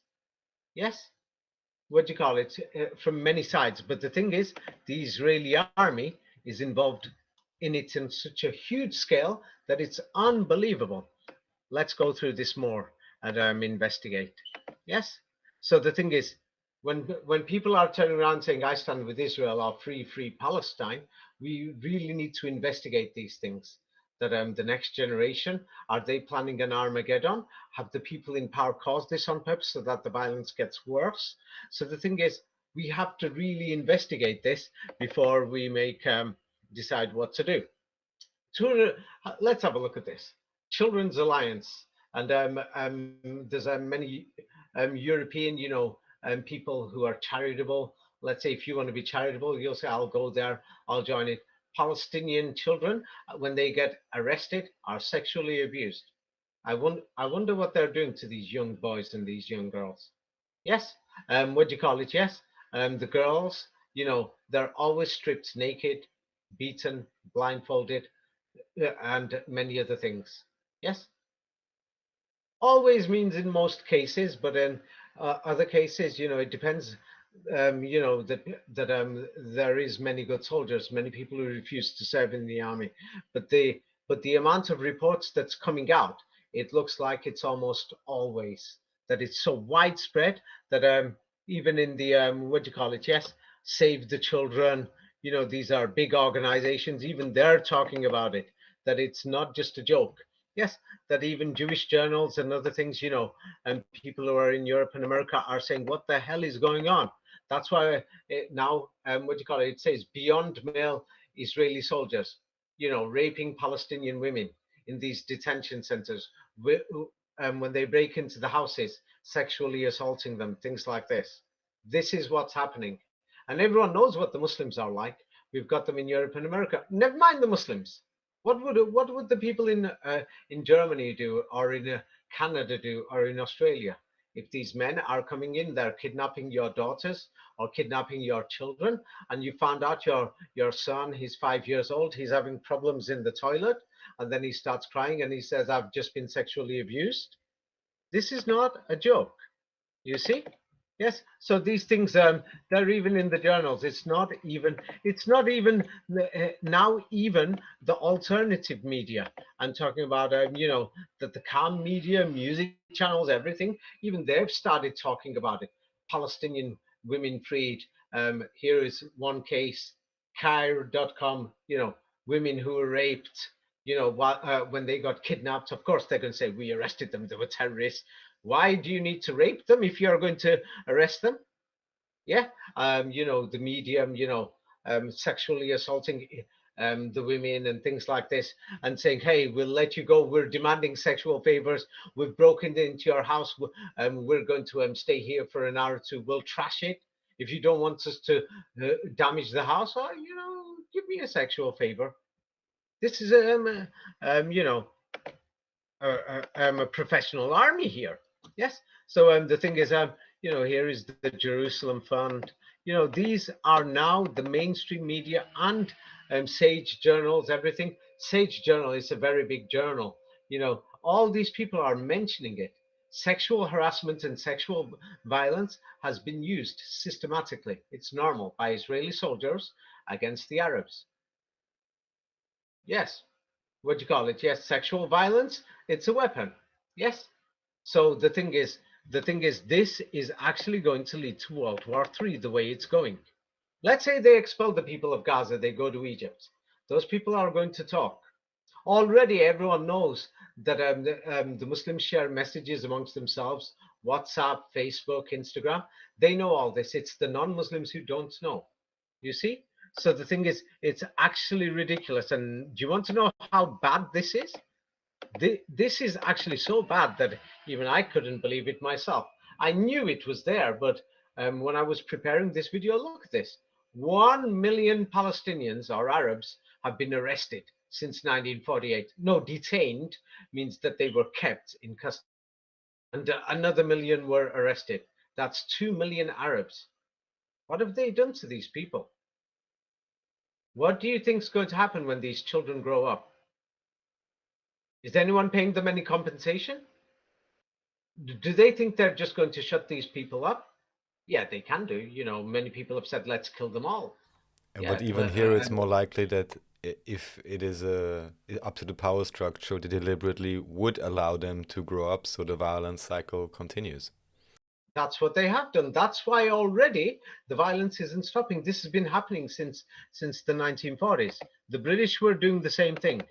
Yes, but now it's got worse. Like, what do you call it? So if somebody says 1 million is an exaggeration of detention, yes, what do you call it? This is what do you call it? This is what do you call it?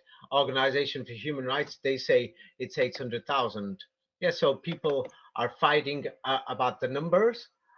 So what do you call it? Yes, you can debate about it, but the thing is, it's ridiculous. We're talking 2 million kidnappings by the Israeli army, and how many Israelis have been kidnapped in 100 years? You see, this is a serious thing. It seems like if somebody will say, "Is David trying to justify?" No, I'll give you an example. In And England, just to be clear about the let me population, finish this. Raphael, yes. no, somebody will, because this is serious. Somebody will say, I'm trying to justify by the numbers. I will give an example. In America, we have a larger number of shootings and even fake shootings that are organized by secret organizations for political agendas. So people are afraid. So we see more people who carry guns. In England, there is rarely many shootings. That's why we don't carry guns. So over there, if you're going to kidnap 2 million people, more than this actually, and you're going to, sexually abuse them and everything, those people are going to do kidnapping back. And they haven't kidnapped, tens of thousands of people even. Imagine if they kidnapped 2,000 Israelis. I'm trying to turn on and show that the scale of the attacks, who's actually doing all these attacks. Go ahead, what were you going to say? No, just that even today, what Wikipedia says, the total population of what would be called Palestine, West Bank and Gaza Strip is only about 5 million. And Yeah, so so we're talking half the people. Of course, we know what the soldiers are like. They don't need to, what do you call it, kidnap the old men and the women. I'm a younger man. If I'm looking for a girlfriend, I don't want a woman who's 65 years old. So me, I'm going to date or have a girlfriend, my age. You know what I mean, or younger. So of course or these soldiers. arrest. Yeah, I don't even No, want to no, say no. it. I'm not It's in a the joke. Israeli army, No, by the no, way. no, Sorry. no. I'm just saying, like, yeah, either that. So Yeah, what they're going it's to so do strange. is Yeah. they're arresting that. But why are they arresting these children? What's going on here? Let's go through this. Why are these children reporting sexual abuse? And not just reporting it, we've got people from Holland going there, from Scotland going there, from Australia going there. You know, European people who are going visiting there, photographing the kids, examining them, and they found evidence of sexual abuse. Sexual abuse, I don't want to describe it, but I'm sure you can imagine what's happening to these 5, 10-year-old children. Yes, and they found evidence of it. Yes, so what do you call it? What do kidnappers normally do? Let's look at some things from Oxford University, from Oxford Academic. Oxford Academic, yeah. Many criminal kidnappers do not have access to safe or neutral territory. Yes, new kidnapping gangs, things like this, they're involved in the ransom business. So the thing is, the Israeli army, yes, you know, if there's girls, the thing is, because people know what's happening to their children and their daughters, once you know, it's common news. Everyone knows, hey, they've just taken your daughter. She's 18. You know what happened to her sisters. What are you going to do? Well, pay They're as demanding fast as money. possible, and no matter how, Yes, raise the money. yes. And of course, the Israelis know that the Muslims collect money from all over the world. There's over a billion of them, and they're sending it to Gaza. They know that the cash is coming. You see, it's a business. Oh my God. Yes, yes, yeah. It's a business. And then if you continuously keep the conflict, you've got the U.S. and the Americans. Yeah, that they're selling weapons, things like this, and everything. It's making money. You understand? And then when the Israelis buy the weapons, they make copies or they give the plans of these things, sell them to the Indians and other countries. It's a bigger business. It's going on. And then Israel can turn around and say to the Americans, and they'll visit churches and say, hey, look, we had a few thousand people kidnapped in 100 years. And look, and they'll show pictures of a few thousand. Yes? But they're not going to show that they kidnapped 2 million people, sexually abused, millions of people. Yeah, don't forget the break-ins into the houses and the other things. We'll go through that and show what they do when they're breaking into houses. Yeah, kidnapping is a big business. It's a big business. Yeah, the Palestinians are poor. Yeah, on average, their what do you call it? Yes, their salaries are up to a quarter or up to a half on the side of the other side on the Israeli side. So let's go to Save the Children. They're famous in Europe and America. Save the Children. The impact of Israeli, they call it military detention, but it's kidnapping, sexual abuse, threats of violence as well as violence. You understand? So the thing is, all these people who are protesting, they've got to make another approach. In 100 years, or since Israel formed, it's not changed a thing. So now let's see, as I showed, many of these soldiers and the Talmud is spreading. Let's have a look what the Talmud is. Yes? Right. I've just sent you a picture, and that shows you what do you call it? Some of the teachings in the Talmud. This is from the European Union Times. Yes. So this is common news. It shows in the Talmud. It says Jews may steal from non-Jews. If a Jew finds an object from a non-Jew, it does not have to be returned. Now, many Palestinians have said that their houses, if there's valuables, cash, gold, or other things, it's being stolen by the soldiers. Yes, many people are being beat up and things like this. There's Ishak Rabin, the prime minister of Israel, actually, before he became prime minister, or at one time he turned and said, break their bones, beat them up, things like this. So there's thousands of beatings, hundreds of thousands of beatings, over a million. So we're talking if there's 5 million Arabs there, or 6 million, or 4 million, whereas half the people you could say has been kidnapped, and we're talking thousands have been sexually abused. But anyway, this is very important. This is in Tel Aviv, yes, and there's what you call it. There's many Jewish people. What do you call it? Yes, Jewish people. This is very important because I've been to Israel. I'm not going to lie to you. It's a nice place. The people are very kind, many of them. Yes. And I've spoken to soldiers who refuse to serve in the West Bank or in Gaza. So not all soldiers are involved.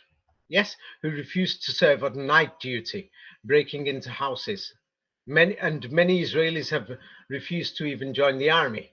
And we see Israelis, who are opposed to these things.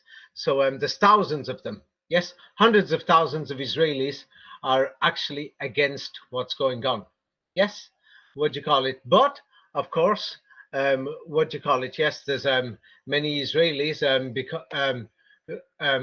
who are saying expel the Arabs and other things. You know, they're being brainwashed by the people at the top.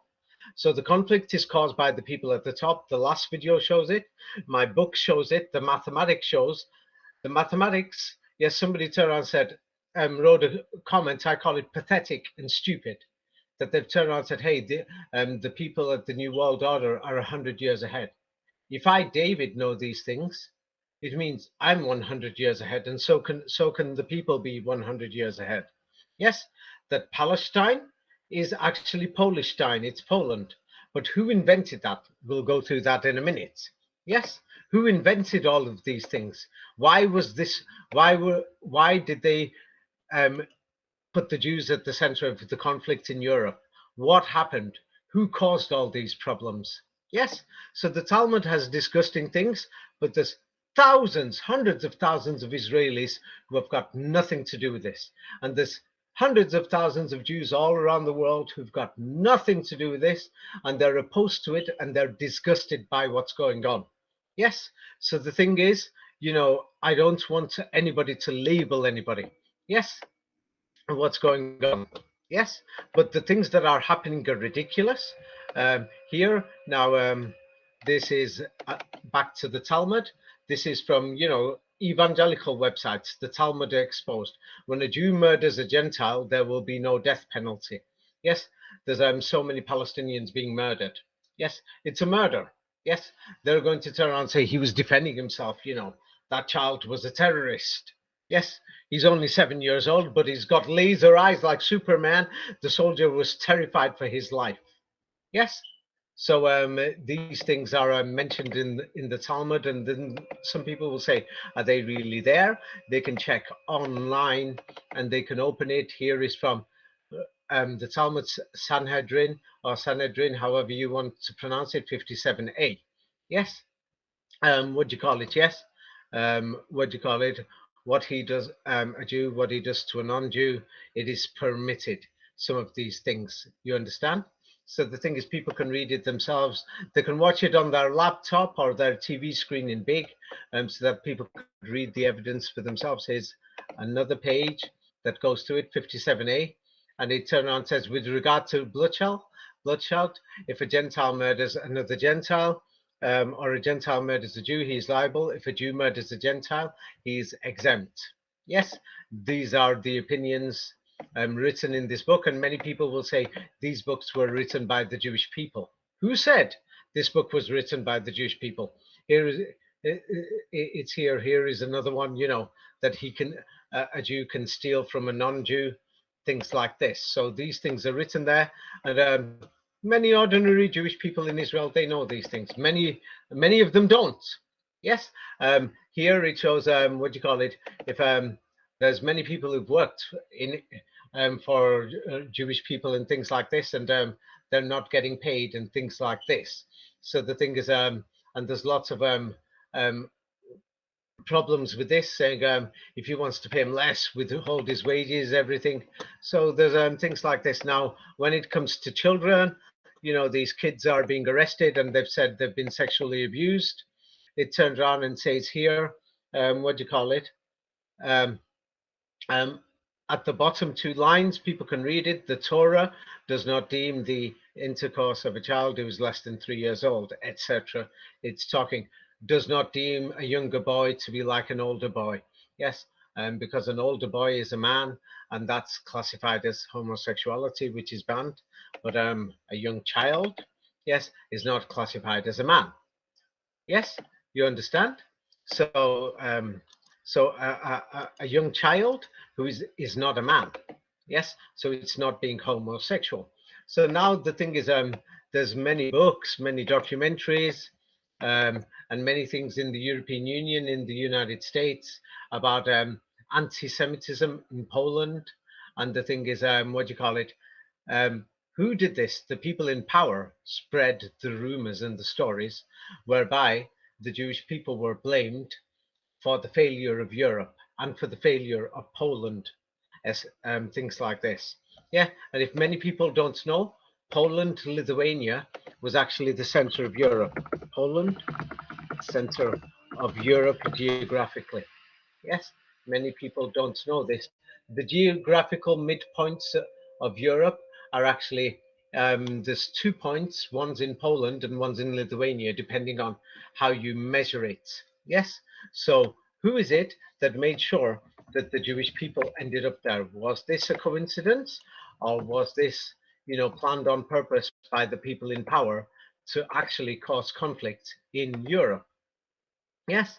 So there you go. This is shows Poland and the main midpoint. It's right in the middle. Same like Israel is in the middle of the Middle East, which is no coincidence. Yes. Some of the people will try to say it's in Ukraine or Slovakia and things like this, but it's basically what do you call it, in the area of around Poland and Lithuania. I'm sending you a map that shows that the round area, and this is where Poland, Lithuania, Ukraine, and you'll see this is like the geographical center. Yes, Mm-hmm. so it's no accident.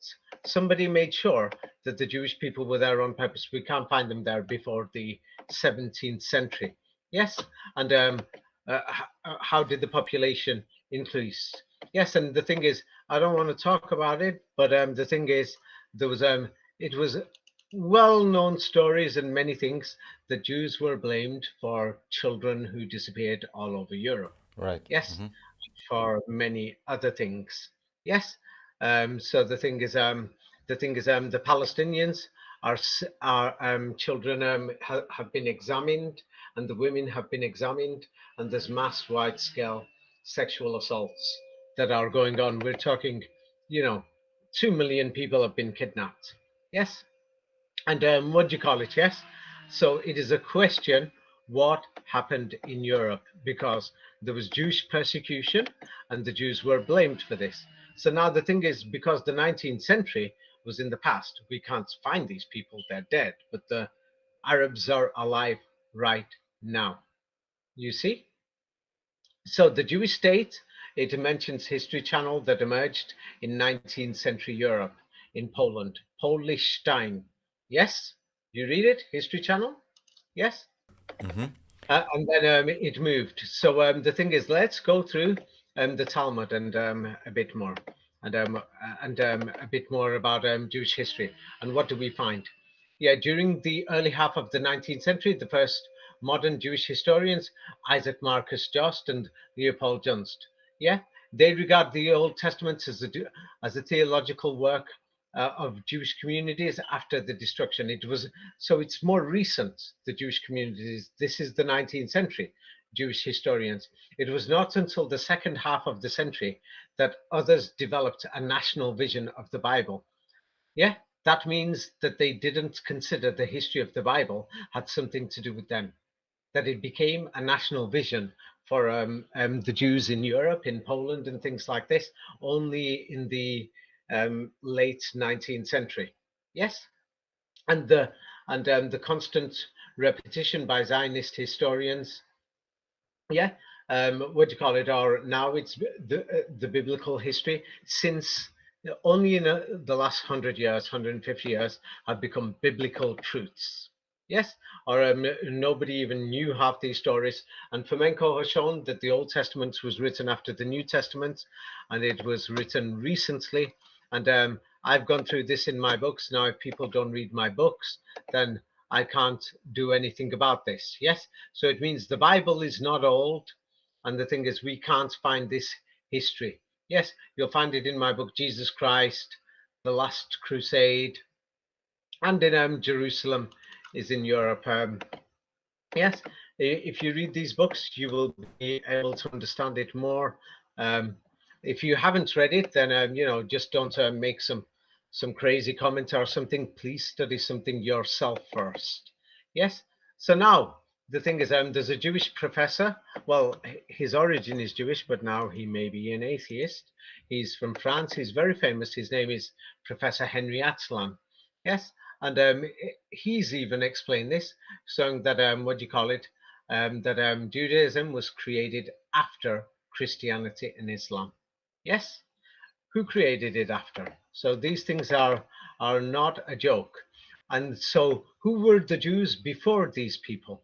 So then what do you call it? Yes, Professor Anatoly Fomenko in my books explains this, that in my book, The Matrix Codes, yes, Professor Anatoly Fomenko explains this, that the word Jew actually just simply referred to the priestly class in Christianity or in Islam. Yes, and before the creation of Judaism. This is in my book, what do you call it? Matrix Codes. And the thing is, these people were the Jews. You see here, the priestly class wearing the kippah. You see? So now the thing is, let's have a look at the origins of the Talmud. Yes, was it from the Jewish people?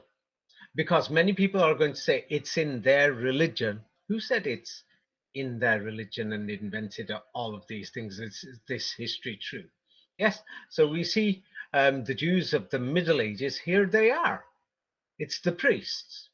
So then what they did was they gave this title to new people only in the 17th, 18th century, so that they can hide their crimes. Everyone knows the sexual abuses and the murders and the drinking blood and everything during the Inquisitions in Germany, the Inquisitions in other places. These things are described in my book, The Last Crusade. If you don't read it, then, I can't go through it here. So now the Pope, who printed the Talmud, Pope Leo, yes, and the Farnese family, these people were involved. They produced the first printed Talmud. So now, where did they produce this from? Yes. So what do you call it? Yes, it was 500 years ago. But if we remove the 100 years of Napoleon that we can't find, it's about 400 years ago. The Talmud only appears in printed form about 400 years ago. Yes, about 400 years ago, because it looks like they're lying too about the printed Talmuds, the translations in Italian, because the Italian language, we can't seem to find it till the 19th century, nor can we find the English language until the 19th century. So it looks like it's only about 400 years old. So it was the Pope, yes, who approved this Talmud, yes, not the Jewish people, yes. And what do you call it? Yes. And where are we going to find these Talmuds? Of course, we're going to find these old Talmuds, in places linked with Christianity, in Christian archives or in the Vatican archives. Yes. So the Pope and these other people, they're printing the Talmud and other Jewish books like the Gemara and other things, Maimonides. Yes. And the Mishnah, and they're printing the Old Testament. So what do you call it? Yes. So, and the Pope was ruling Italy. They invaded, from what it looks like, invaded as a desperation because they got thrown out of Egypt by what do you call it? The Germanic Ottomans.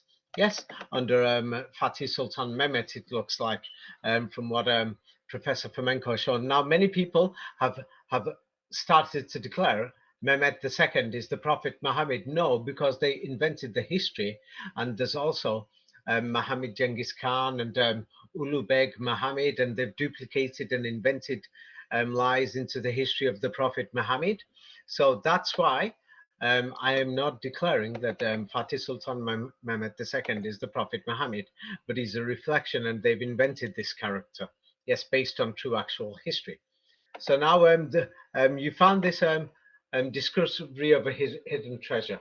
Yes, other cities in Italy, they printed the Talmud, yes, and in Italy, and virtually all the copies of the Talmud in Italy, manuscripts in print. Basically, you'll find them, Talmuds and all these other things in Italy, then, and in other printing centers that the Vatican controls. Yes. So now the thing is, how do we know that the dating is fake of the Talmud? Yeah, they've invented it. When was the first Talmud printed? Babylon as well. Babylon is Cairo. I explained this before, where the Vatican came from. When was it printed, Raphael? It says 16th century. The new, read what date? Right, between 15 what? 1519. Mm-hmm. There you go. There you go. 19. Yes. So that's how we know that they've invented the fake dates. So what do you call it? Then they're going to say that the Talmud spread to what do you call it? Antwerp. Yes. Um, because they'll say the printer came from Antwerp and then he went to Venice. But the Jesuits and the Vatican were already in Holland and in Belgium and everywhere. We know about the Inquisitions in Holland. It was not just in Spain. Yes. And how did he, what do you call it? Yes. This man here, Daniel Bloomberg, prints this Talmud. He was like the main guy. Yes, and in contract to the Vatican. Yes, by the order of the Vatican, he starts printing the Talmud and other Hebrew books. He was a Christian Hebraist. Yeah, in other words, when this Hebrew's coming out because of the 100 years, this should be the 17th century, not the 16th century, who employed rabbis and scholars. They were his workers. Imagine you're working in the 16th, 17th century for the Vatican and their printers. Yes, imagine this. Are you beginning to see who Mm-hmm. invented the Talmud? Was it the Jewish people? Does it look like it? No. The evidence shows that it was the Vatican who invented this book. So how did this book enter the Jewish people? Yes. So now when we have a look at it, yes, mysteriously, 20 years after the Talmud is printed, or like the first copy in 1521, when it's like the first individual one is printed, 19 years later, a group forms called the Jesuits. And many people have noticed that, what do you call it, yes, that the Jesuit oaths and many of their systems, yes, were similar to Talmudic style. Yes, yes. Um, so the thing is, this is very important information. Yes. So then the Jesuits were formed. What do you call it? By Ignatius Loyola, and I've said this before, but the thing is, this is very important because we need to know where these Jewish people came from in Poland. Yes. Um, yeah. Yeah. Where these Jewish people came to, came from in Poland. And I know that somebody turned around and said in a comment saying David's just making this up about Ignatius Loyola and the Jesuits. But the Jesuits were created because they were supposed to be the preachers to Islam. Yes, the apostle to the Muslims. Yes. So the thing is, their aim and objective was to convert the Muslims, whoever these people were at that time, and they formed in Europe. Yes, yeah. Have you got that? Yes. Yeah. So the thing is, now the thing is, so if the Talmud turned up in the 16th, 17th century, what about the manuscripts? Because these historians are claiming there's manuscripts there. Is there really, apart from the printed books? By the early Renaissance, we're talking 14th century, 15th is the earlier, the later is 16th, 17th. Yeah, in the 13th, 14th century, the Talmud was extinct. You can't find it. Basically, it didn't exist. They're going to say decaying manuscripts, people hated it, or the reality is it didn't exist until the Pope brought it out and it was printed. And they turn around and say there was Jewish rabbis there. They were just workers. I could become a rabbi. Yeah.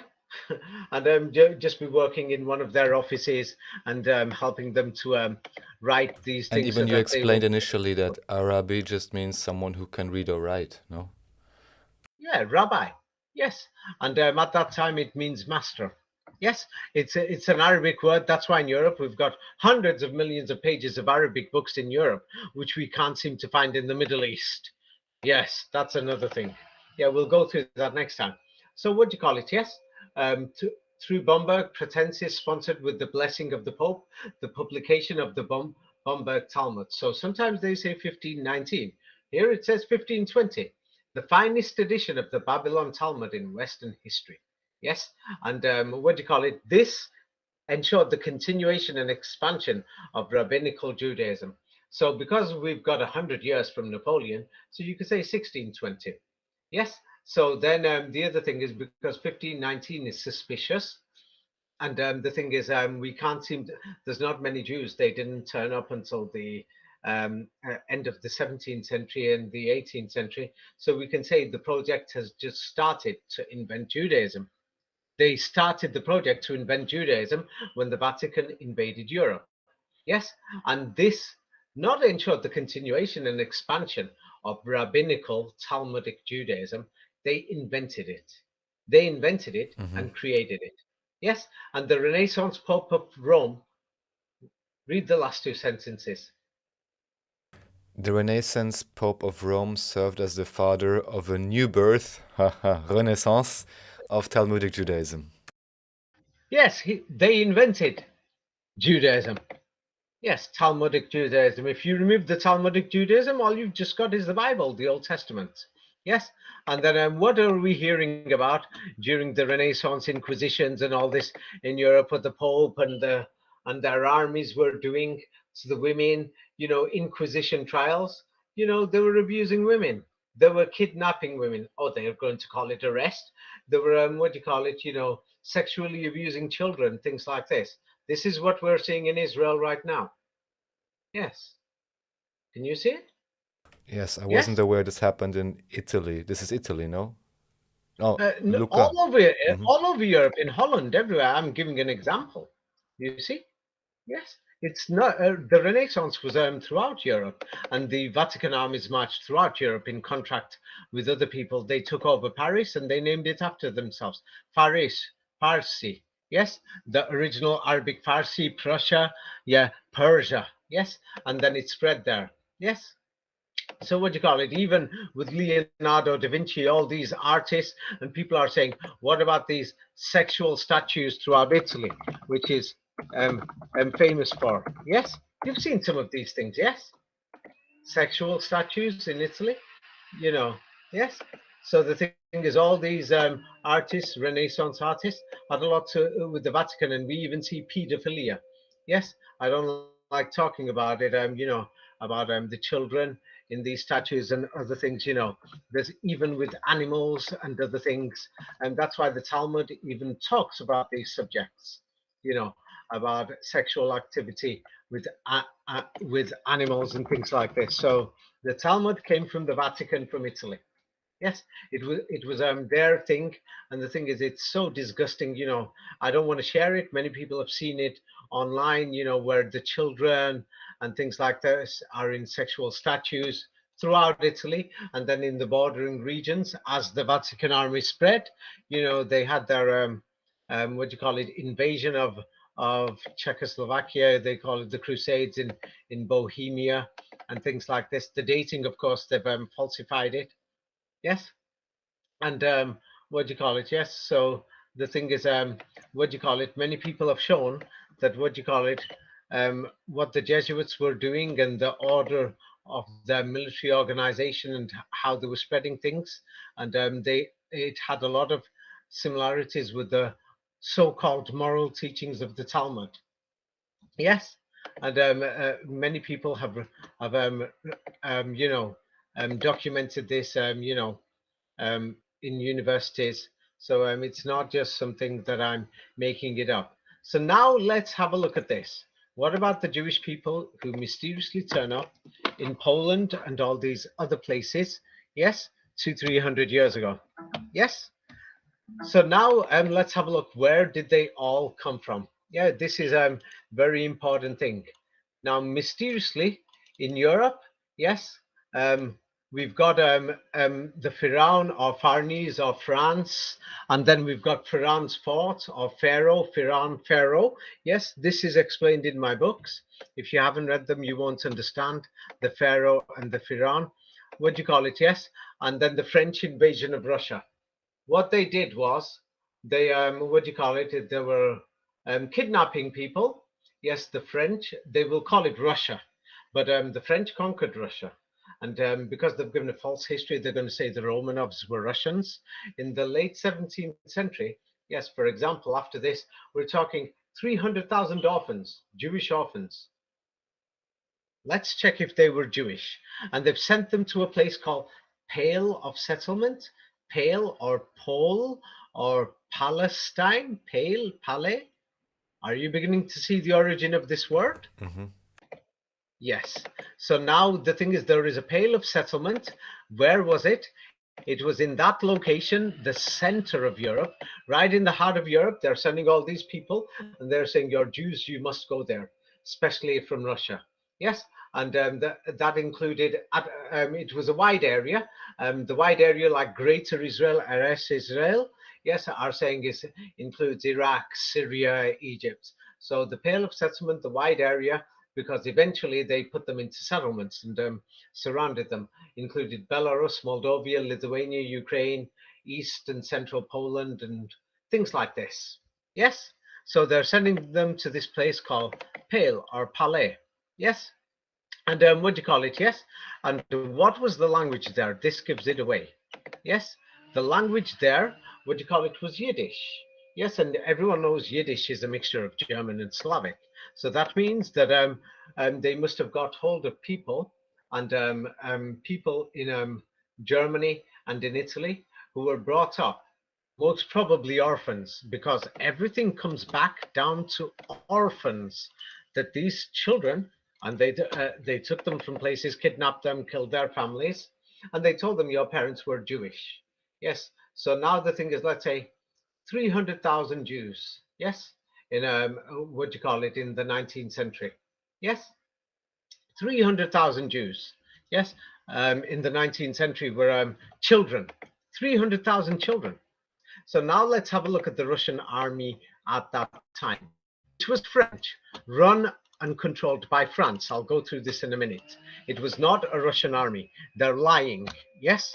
The thing is, it was a French army. Same like it's not British or American or French. They're all together. Yes. So now what were they doing? You can read this. What does this say? Where should I read it from? The beginning or? That's all. Yes. All right, so there were also whole cartloads regularly trucked in by women known as commissionerki. These enterprising women collected Business unwanted, women? Business women? Yes, go ahead. yeah, these enterprising women collected unwanted children in the villages and district towns, cared for them temporarily, Nobody wants these kids. Ah, yeah, usually in sure. squalid conditions, and then when enough had been gathered to make the journey profitable, they packed the infants into a wagon and hauled them to the metropolitan foundling home. Yes. Mhm. Oh, wait a minute. Fees for Nobody this, wants these children. yes, yeah. Fees hmm for this service? So basically collecting the orphans that were created. Yes. Now, the next sentence. Fees for the service were substantial and reportedly provided the commissionerki with a comfortable living. Not fees, sales. They were selling these kids. hmm So if you're making a money out of it, it's a business. So now the thing is, you can't just be a woman in them days and just go around. Yeah, there's no roads, proper things, and you're a woman isn't going to go on horses. You know, it's like Afghanistan, Russia was at that time. It was so poor in the 19th century. So these things is these women will be going with armed security. They were kidnapping children. They were killing their families. Yes, and they were selling the children. So what happened? Next paragraph. Once the children arrived at the home, they were processed. Each one received an identifying number, a That's medical it. examination. Yes. That's, of course, another benefit if for any reason the population you have orphaned wasn't registered properly before, or they were resisting it.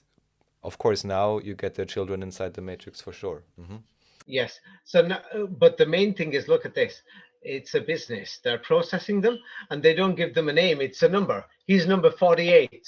Yes. Send 56 to the United States. Send 48 to Moscow, and send 32 to do mining, or send all the numbers. What do you call it? From 50 to the number 60. Send them to the Pale settlement. Oh, just say they were Jews. Yes.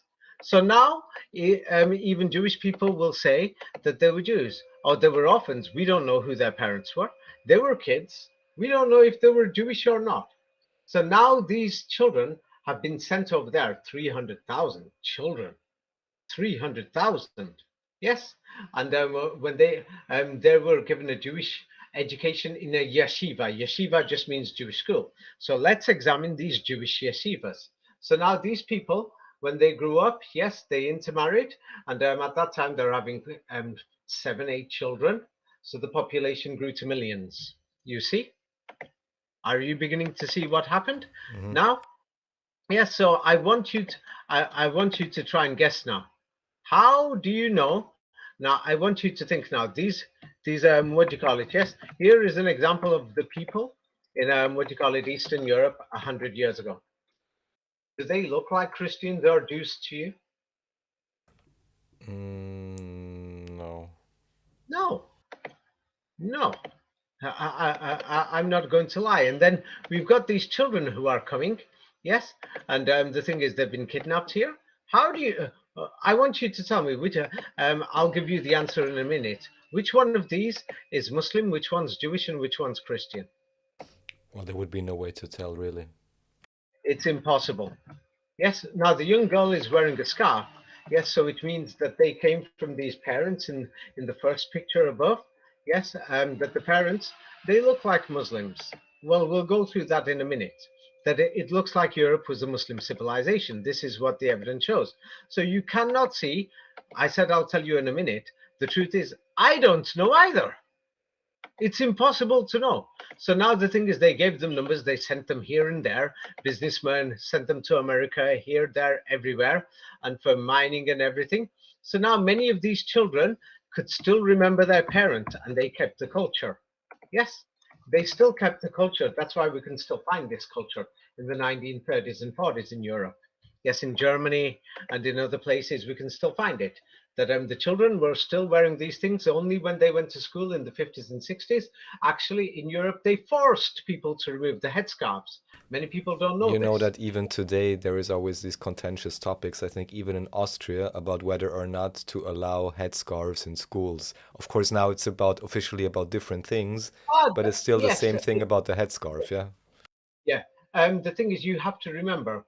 The thing is, if anyone looks at the history of Islam, Islam was defeated at that time in Europe. So the evidence shows the Germanic people they were Muslims. The Germans were defeated. Yes, the French people. The evidence shows they were Muslims. The Dutch people, the English, they were all Muslims. The evidence shows they were defeated. The Americans, the evidence shows the Quran is everywhere in America. Hundreds of millions of pages of Arabic books in most of the cities in America, in the museums. No one knows how they got there. Yes, it's same like saying I'm going to go to Iraq today and tell them, hey, give me your old Quran manuscripts, everything. Yes, sure. And we've got these hundreds of millions of Arabic books and pages throughout And Europe and again, everything. just to It's make the just, connection, could this be related to the idea, at least from what I heard, that in church you're at least supposed to take off your head covering? that's another, it depends which church. Hmm. Yeah. Let's not divert. But anyway, let's have a look at looking at the people in Poland, in Germany, in Ukraine, in Russia, and we're finding something really crazy here. That somebody's destroyed the husbands and everything. That the thing is, something is really going on here. Yes, the thing is that somebody's destroyed their civilization, and the thing is, I don't see any evidence that these people were Christians or Jews. Let me just give you an example of what these so-called orphans look like. Yes, there's no way they would have even known what the word Muslim means or Jew or Christian. Yeah, they were just taken, given a re-education. They were sent to Jewish yeshivas, Orthodox Jewish schools, Protestant schools. Many of them shipped to Australia, England, Argentina. They sent them all over the world. Yes, Tartaria was that last global civilization, the name to many people. So as we can see, they just took them. We don't know what they did, but basically they destroyed an entire civilization. Like whatever we're looking at, when we look at Ukraine, Poland, and all these places, Estonia, Lithuania, Latvia, Russia, Finland. It's just a joke that I cannot see a Christian or a Jewish civilization here. So now many Jewish women did cover their hair at the time, but let's have a look at why. Yes, now I'm going to show you something. Yes, and you're going to see something that these people in the Pale settlement, why don't they look like Orthodox Jews? Now, here is a photograph showing from around 130 years ago. Yes, and what do you call it? These people are supposed to be Jews. Yes, we cannot see any evidence that any of the men or anything have got this Jewish hair or anything to do with the Talmud or anything. Basically, there were people from Germany and from Russia, and they're being sent to this place. That even the style of the beard on the man, yeah, it just looks like the way the Muslims do the beard, not the way that Jewish people do it. This is very important information. Yes, because Jewish, Christian, and Muslim beards actually look the same, even in the early 20th century. So now let's have a look at, they sent these orphans. The majority were orphans. We don't know if they were Jews or not, or Christians or Muslims, but the evidence shows there's something to do with Islam. Yes, so now let's have a look at what happened to these children. Yes, in this Polishstein or Pale settlement. Yeah, prior to the Pale, schools to study the Talmud were a luxury. There was only a few places like in Frankfurt or in other states in Germany. Germany wasn't one country. That what do you call it? That it was divided. Same like the Balkans, same like the provinces that the Turks ruled. Like they say, Egypt was part of the Turks, but really it was divided. Yes, there's another thing. It's because what their ruling system was totally different from what we have today. This began to change after that rabbi I mentioned before, I think, or somebody linked to that rabbi, the rabbi of Volozhin. He began a national level yeshiva. Yeah, means Talmud schools. So let's have a look at what happened, the reality. Yeah, the reality is this. What he did is in 1803, he founded the Volozhin Yeshiva and began to attract a large number of students from around the Pale. Of course, you're going to get students. They're orphans, for God's sake. Yes, so of course, yes. Then, of course, they turn on and say, what do you call it, when the policies changed, 80 years later, like this, that the Tsarist authorities wanted to make it a bit more secular. There was no Tsarist authorities, it's the French. Same like the French did this with the Alliance Israelite schools in Morocco and in other places. Yes, so what do you call it? Yes, let's have a look at what is a yeshiva. Many people don't know. Yes, it's just a Jewish school. Yes, a yeshiva, and what they do is they're studying the Talmud and other things, rabbinical literature. Yes, so the thing is, they're studying all these books that the Vatican has mysteriously printed. They found these ancient manuscripts that nobody else found. Nobody else seems to find them. The Vatican and the Pope and their allies. And what people do today, the system has continued in the Orthodox community. And as we saw in the US government website, it warns people about the Jewish Orthodox community. Yes, and many mainstream newspapers warn about it. Yes, so the thing is, this system of these schools started only in the 19th century. It started growing big after the 1860s. Yes, that the thing is, even in the United States, we can't find a single one of these Orthodox schools in the United States. That the first one opened in 1886. So what do you call it? Modeled after the one of the Rabbi of Volozhin. Yes, so that means if the first one's in the 1886, it means the others were made later. You understand? Until it became bigger. You see? Mm-hmm. So we can't find Orthodox Judaism until the 19th century. We can't find it. It didn't exist. Are you beginning to see what this is? Mm-hmm. It shows it's a new religion. Orthodox Judaism didn't exist. You see? It's a new thing, 19th century, new religion that based on some books that the Vatican invented 300-400 years ago. Yes? So the thing is, many people will find it hard to believe. But the thing is this, religion didn't exist. Yes. So the thing is, we can see that there's a large proportion of the Orthodox Jews. This rabbi is famous, so I'll send this picture. He's famous around the world. Yes, many people don't like him. Yeah, because he's even met with anybody who doesn't like Israel. I think it's this one. Yeah, that yeah, the thing is, but the thing is, this style, this fashion from the yeshivas and everything started only in the 19th century. It didn't exist. Studying the Talmud or everything. Who organized this? Who was paying for this? Who printed these books? Are you beginning to see? Mm-hmm. Yes. Yes. So now the thing is, we can continue investigating this thing. Of course, they've invented a lot of the history that that uh, it's but what we can see is in the 18th century, there's Rabbi Ginsburg, yeah, Asher Ginsburg, what do you call it? Yes, he founded, a basic yeshiva in Minsk. So there was a few here and there, yes, and what do you call it? Yes. And the Jews were persecuted, or these people who were studying the Talmud. So who was paying for these things? It's like you can't just open a school. Can you imagine if you're going to open a school? In them days, they're boarding schools. How are you going to pay for these things? You see? Yes. And so I mentioned Asher Ginsburg. It's because the Chaim of Volozhin, who opened the first, modern yeshiva system, yes, what do you call it? Yes, he was studying from Asher Ginsburg. Yes, he was studying from Asher Ginsburg. Yes. So now Asher Ginsburg, let's go back to him again. Is it him again? Let's see. Yes, and then he is in Lithuania. Yes, is it Lithuania? Let me just check that again. And then you're going to find this strange. He's in Lithuania, in Minsk. He's just opened a yeshiva, but he writes a book. Do you know how far away Lithuania is when there's no roads and there's horses? And his book is published in which city? Read the second to the bottom line. Oh, in Frankfurt am Main. Mm-hmm.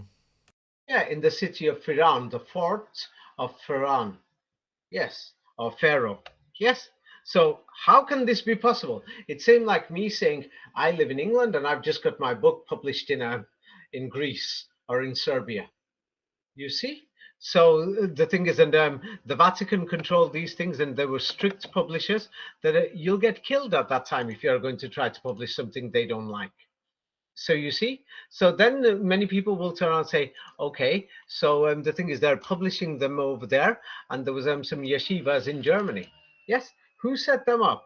There's a few other things. So here is another one. He's educated in Minsk and everything, and then he went to Berlin to publish his book. You see? So there's these things that are suspicious. This is Raphael Cohen, and we can't even verify his history. You understand? Mm-hmm. Yes, and the thing is, the majority of the Jews mysteriously turned up at the Pale settlement, and then they went more west into Poland because the French army or what we call Russian army, yes, things like this. Yes, so the thing is, and then the thing is, if somebody says no, there were Jews in Poland for centuries, we can't find this evidence, so that's why they turn around and say, what do you call it? Yes, what do you call it? In the 18th century, in the early 18th century, there was a what do you call it about Poland's remaining Jewish population was 15,000 Polish citizens, and they left the country or something. They can't seem to make their mind up. At one time, they'll say, "Hey, it was the biggest, smallest, this, that, everything." So the 17th century, it looks like that was the beginning, from what we can see. And then, even in the Pale settlements, they've modified the history. Yes, the Russians closed it down. So many of these people went to Poland. Yes, when did they close it down? The Russians are the French. What date did they close this Pale settlement down? August 19, And 1915. read the fourth word. The Pale, what of? The Pale of Settlement. Yeah, and what are they fighting about in Israel? Jewish Palestine. settlement. Or how do you mean? Settlement. Right. Mm-hmm. Mm-hmm. Settlement. Are you Mm-hmm. beginning to see? Mm-hmm. Yes. So what do you call it? Yes. So now when we look at this, it's the same history repeating itself. They're using the exact same process. that Israel was small. It's grown bigger 20 years later, then another 20 years later, or 19 years later, formed in 1948. 19 years later, it grows bigger, then another 19 years, it grows a bit bigger. So the thing is, at the outbreak of World War I in this pale settlement in that region, how many, what do you call it, settlements is there now? 300 estimates. Yes? Can you see it? Mm-hmm. The Jewish Virtual Library. And don't forget, we've just got 300,000 children who came, in the 19th century. They've grown up, they've married, they've had children. You see, are you beginning to see? It's a totally new invention, and these people, they don't know their ancestors were not Jewish. There is no evidence that they were Jewish. You understand? And of course, people went outside there. Yeah, same like what do you call it? Israel is making deals now with the rest of the Middle East, and there could be a bit of calm for 20, 30 years, then fighting again, then calm again, then fighting again. So what do you call it? Jewish settlements grew in the area. Same like now, there's Jewish settlements in the Golan, yeah, which Syria says it's there. So what do you call it? Jewish settlements tried to grow outside that area, but they were prohibited. Same like there's many people who want Eretz Israel or Greater Israel, but they weren't allowed. Yes, yeah. And then the thing is, what do you call it? Yes. So mysteriously in the 19th century, we did, and we don't find it before the 19th century. Yes, the Jews were redefined as members of a religious community. You see? It became like a religious Mm-hmm. community. So many of these children are opening up. So now if we look at the history of Germany and the Jews in Germany, and these are the places, it's a bit long, so I'm going to cut it short, then we can cut it off. It shows that, what do you call it? Yes, they were having problems in the mass migration of the Jewish population to Prussia proper. Don't forget, Prussia ruled Poland at the time, parts of Poland. Can you see it in the fifth line? Yes, on the fifth line down in 1831 of a law permitting Jewish naturalization, that there was some Jewish yeshivas in Germany, yes, or Prussia, yes, named after Parissa, or after the city of Paris or Persia, yes, where all this Arabic writing is from. So they went east, yes, especially to Berlin, and then from there later they went to Poland. So Poland was Polishstein or Palestine. In the larger territories of the Polish-Lithuanian Commonwealth, many people call it there, or part of, the Russian Empire. Yes, what do you call it? Yes, it became known as the Pale of Settlement. That's where the word Polish came from. Now the thing is, if you study official history, if you study official history, you'll find that they've invented a history, and they'll say the word Poland or Polish comes from a tribe, yes, in the Dark Ages. Yes, it says there in the 6th century. That's what they say. Yes, that's what they say there. But then, yeah, that's the same Wikipedia. Then when we open another page in Wikipedia, don't forget Wikipedia now is basically official history, even though people deny it. And these people control it, the people in power. They'll say the origin of the name Poland, what do you call it? Yes, from the Proto-Slavic. It may derive from the word Pole or pale. They don't even know. May means, I could say, maybe it derived from, the planet Mars. Yes, I can say the same thing. Yes. So the thing is, they don't even know. Then sometimes they will say that the name came from the word land of the fields, because they can't even decide where it came from. They can't decide. Yeah. But the reality is, it came from the name Paul or Saint Paul or Baal, or you'll see it in a minute. Yes, that the Arabic word for Satan, yes, yeah, yeah, is actually called Balis or Polis. Yes, and that's why we say Satan bliss or bless you. Yes, and the thing is, we say these things. So the thing is, according to the Quran, the name of Satan is Iblis. Yes. Um, some people just pronounce it bliss because there's different Arabic pronunciations, balis, and that's where the name polis came from also. It's a long story. I'll go into that into a minute, because they used this project to actually take over Europe and then bring about their what do you call it, European Union. Yes, that's what all these wars were about and everything. So in this area known as the Pale, or Palestine or Polishstein, yes, is after they set up these schools, they started setting up Jewish courts and things like this. And what do you call it? Yes, they even had their armies and everything. You know what I mean? Yes, different divisions, like there's IDF, there's Mossad, this and that. So the thing is, it established itself. Basically, it was the state. Yes. And what do you call it? Yes. So the thing is, most of the world's Jews spoke Arabic until the 17th, 18th century. But now, mysteriously, yes, this is very important. After the 18th century, what we have here is that, what do you call it? They'll say 16th century, and they'll say scholars suggest. I can suggest, it was a million years ago. Yeah, because they've added on 100 extra years. So it means after the 17th century, 80% of all Jews worldwide lived in Poland, and they had their autonomous states. Yes?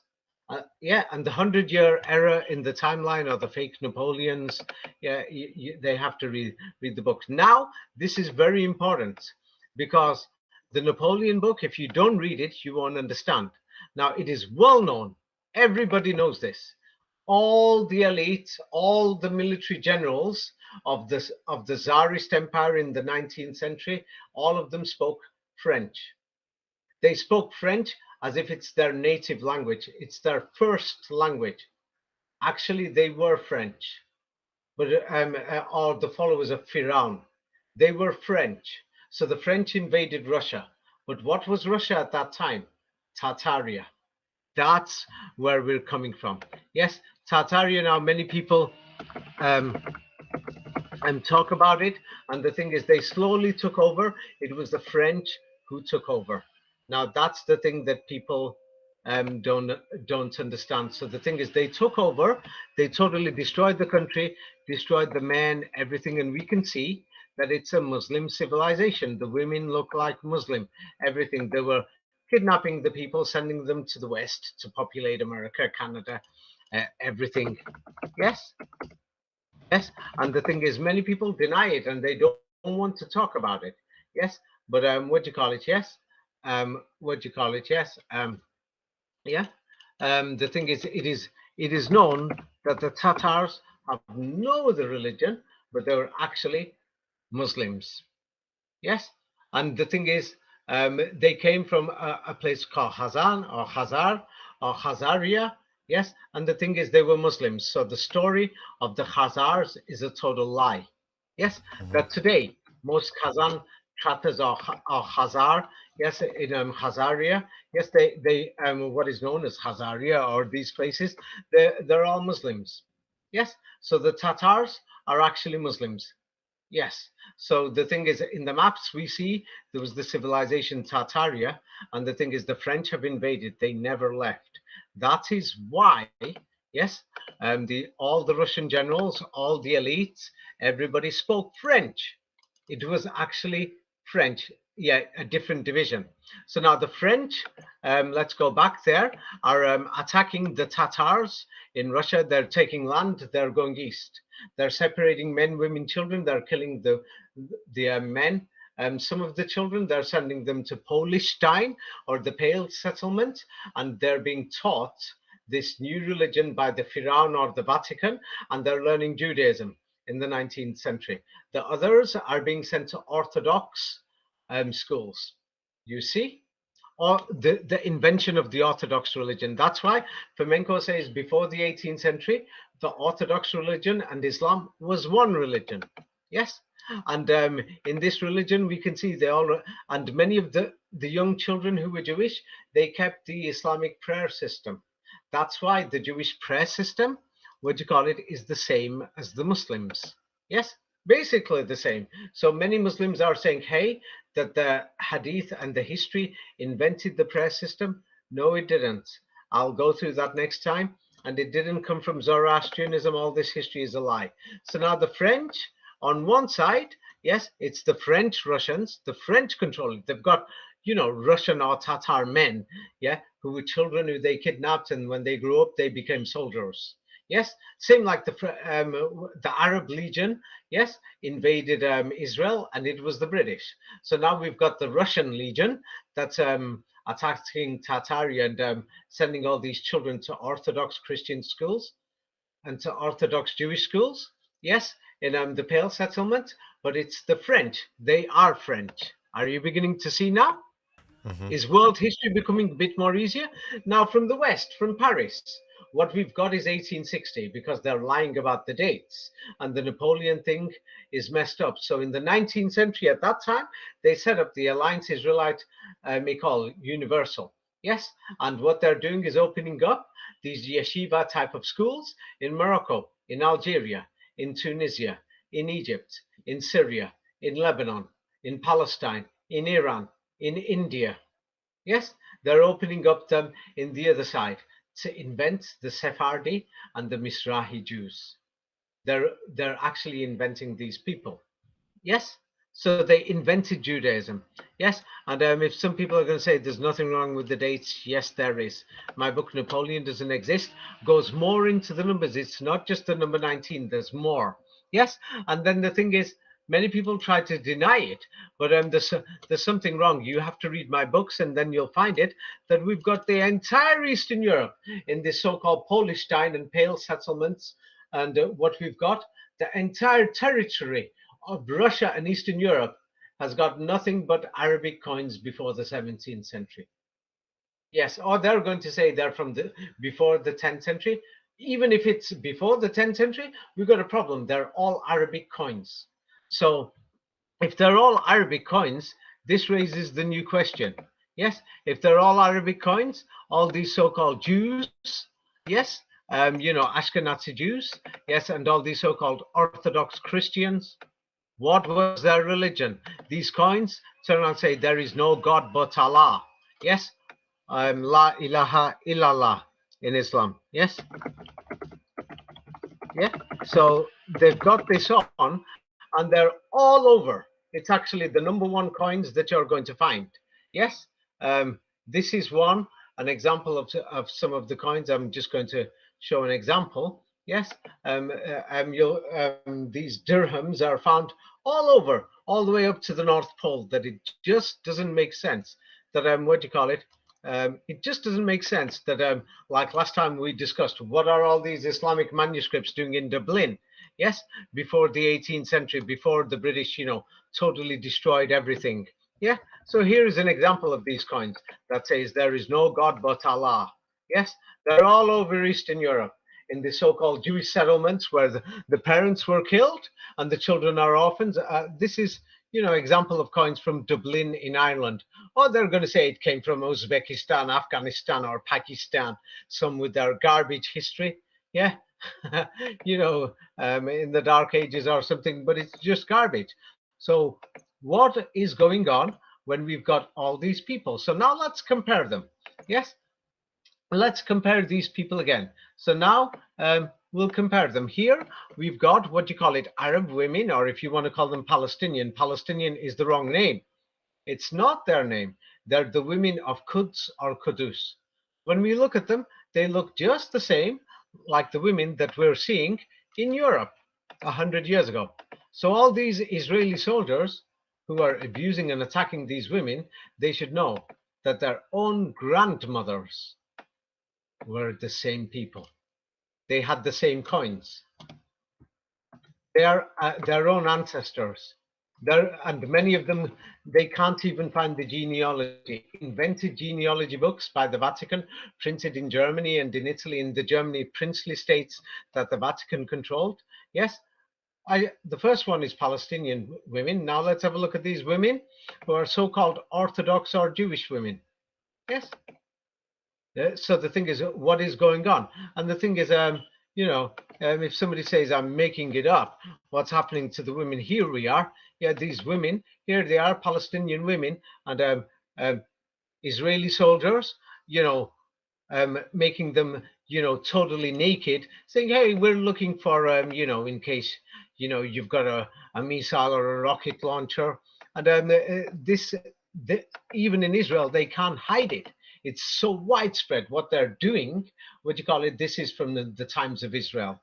Yes, of course, they report it only a few times, a year or something, but it's widespread. It's happening all the time. Yes, they've kidnapped thousands of people. I mean, what sort of an army or what sort of a people is this? And here is Palestinian women. And let's have a look at so-called pictures of Jewish or Slavic or Germanic women, 100 years ago. What is the difference? You tell me. Now, if these people, yes, who call themselves, Israeli or Palestinian or something, yes, or Israeli soldiers or Druze soldiers or whatever, yeah. Imagine if they were there 150 years ago and they met their ancestors.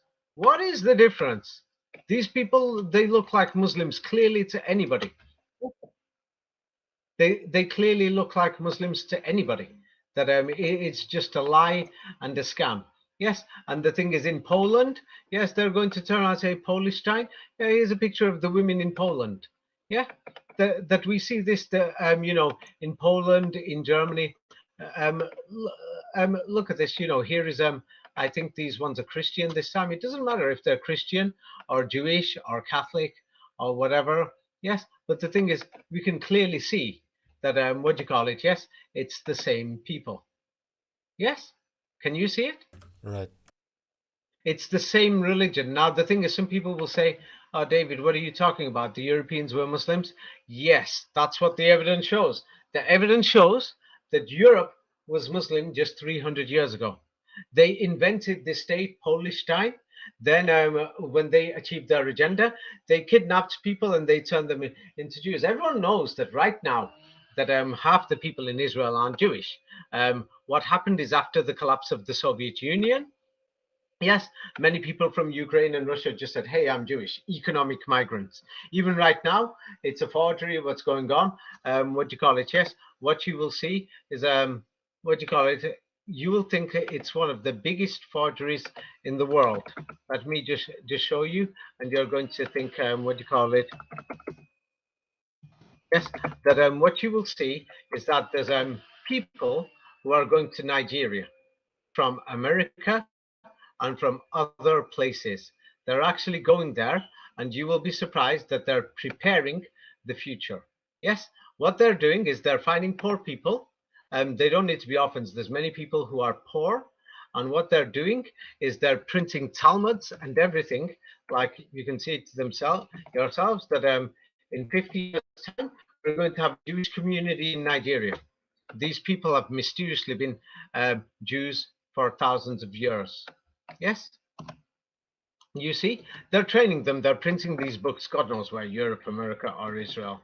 Yes, and the thing is, many of these people, I'll have to go through it next time, that, what do you call it, many of these people, what do you call it, let me just show you what they looked like 100 years ago. Yes, and then the thing is, when you look at them 100 years ago and then consider it, but today, what do you call it, as the economy changed, and it's a long story, this, yes, they've mysteriously become, what do you call it, lost Jews of Nigeria. Yes, there's other things that if you, I'll have to go through this next time. It's they're preparing to bring more and more people into the Middle East. Yes, this is an example. I'm just giving a basic example. It's not exact because I'll have to prepare this for another thing. But this conflict is not going. They're preparing the next generation for violence. They're preparing more people in China, in Indonesia, Indonesian Jews. I'm being serious. African Jews and other things. So what they did is, what do you call it? Yeah, yeah. What they did was, you can go to the South African people who've gone there after apartheid, after Nelson Mandela, because they don't want to live with black people. Um, they don't want to live with black people, so many of them went to the West Bank. Yeah, and things like this. So even right now, what we've got is many people who are leaving Ukraine. What do you call it? Economic migrants, and you will see that what do you call it? there's Jewish organizations who are going to what do you call it? Yes, to Ukraine, and there are many people who have no knowledge whatsoever, who don't know anything. What do you call it? Yes, who don't know anything about Judaism, and people are telling us they picked them up from orphanages, but many people know it's a scam, and they're telling us we know that these people are Jewish orphans. It's the same story. Yes, hundreds of children rescued from Ukrainian orphanages. Yes, what do you call it? By Jewish organizations. Yes. So the thing is, there's no evidence for this that they'll turn around and say, "Oh, we found that one of his grandparents, 100 years ago, was Jewish." They didn't even have birth certificates. In World War II, Eastern Europe was a joke. Yes, NKVD. Have you heard of them? I believe so. Yes, and they were like some terrorist or whatever, or maybe it's officially a communist, whatever, and they were doing atrocities. Yeah, it was like Eastern Europe was just a total joke. Of course, there's going to be many people spreading propaganda that what do you call it? The Jews were behind communism. No, it was the French and the Vatican. That's what the evidence shows, because the elites in Russia were actually speaking French. This is what many people don't understand. But the thing is, the NKVD, communists and things like this, they were massacring people and things like this. So the thing is, where is the evidence that their grandparents were Jewish? We can't even find their grandparents. Somebody's just written a piece of paper and they're going to say, this is, from the 1980s. Yes, there's a record here that he was Jewish. Maybe they put these records there, same like the British put many of these fake Islamic history books in these museums. The British Army was there and everything. There's many people turning around and saying many things. Yeah, why don't they just go and do research themselves? So now the final point I'm going to make is this. It's up to the people. The people have to come together. Yeah, it's a sad story what happened to the Jewish people. Yes, what was organized by the French, the British, the Russians, and the Vatican. And the evidence shows that they were from Khazars and Kazan, Khazaria, and that was a Muslim civilization, that they were from Tartaria, and they were from other places. The evidence shows their ancestors were Muslims, and today they are attacking their own people. All these things of 2 million people kidnapped, the sexual abuse and everything, they're doing it to their own people. But they don't know this. They don't know their ancestors were murdered. They were murdered, yes, by the order of the Vatican and the Vatican's allies. This is the sad thing. Now, many people are not checking the history and they say, oh, it's just the number 19. There's more there that they don't understand. Yeah, if you don't understand, don't just come out with your own thing and you're going to influence somebody else, because it's serious. People are getting hurt. In wars in the past, people have died. We don't want a cycle of violence. We don't want this war to spread. As you can see, they're preparing, yes, so-called lost Jews in other places around the world, and many economic migrants from Mexico and from Latin America who are claiming they've got Jewish ancestry, from Argentina, from Brazil. It's like people are going to live there. When they go to Israel, they'll be taught biblical history, and they're going to think it's true. Now, and many people come across the Talmud. When they come across this, this thing is going to continue and grow bigger. And in the end, what's going to happen? Yes, we saw what happened. They saw the Jewish people as a problem. So the Russians and the Germans and the Prussians, they partitioned it many times. In the 18th century, they thought, let's deal with this thing. In the end, yes, we saw what happened, that Polishstein could not survive in Eastern Europe. So they threw these settlements out. At the moment, Israel is a settlement because their dream is Eretz Israel. Yes, and the Arabs, the Turks and the Iranians, if they walk in, this matter will be settled. And these so-called heroes in the army that are, abusing people, beating them up, yeah, that's because they're dealing against civilians. If the Turks walk in tomorrow, and if they're going to say, no, Turkey is under control by the New World Order, it just takes one rogue general, yes, not rogue general, one general in Turkey who says, I'm going to stand up for these women who are being raped and sexually abused and all these people who are getting kidnapped, to arm these people over there. What will happen on that day? It's going to be bloodshed and massacres. It's going to be another world war. Yeah. Or what happens when the New World Order pretends and says, hey, Hamas sent a rocket and blew up, yes, Al-Aqsa Cathedral Mosque or Temple Mount or something, and then the Muslims will say, no, the Jews blew that up. Yes. It's not a question of is that place a special place or not. It's the point of the insult and doing it from one side to the other. It's going to lead to bloodshed. We've got to avoid this. That this history has got to get out there. This is not a joke. That people just shouting and protesting, and they don't even know the scale of the abuse or what's really going on, what the origin is, who created it, the Vatican and these people for their ambitions to create the New World Order. They destroyed Islam in Europe by creating Polishstein. Now they've created Palestine through this. They're going to destroy the last place in the world where there's Islam. They destroyed the people in America. They destroyed the Germans and the Dutch people. These people were all Muslims from what the evidence that we can see. Followers of the Quran, all these Islamic manuscripts throughout Europe that they're claiming that they found in the deserts of Arabia or the deserts of the Levant. Garbage history. Many of these cities didn't exist. And somebody else turned around and said, well, David is just trying to say the Arabs were nomads. There were no settlements. I said, yes, there was settlements, but Europe was more developed. Europe had bigger settlements, more settlements. It had bigger villages, bigger towns, and there was more.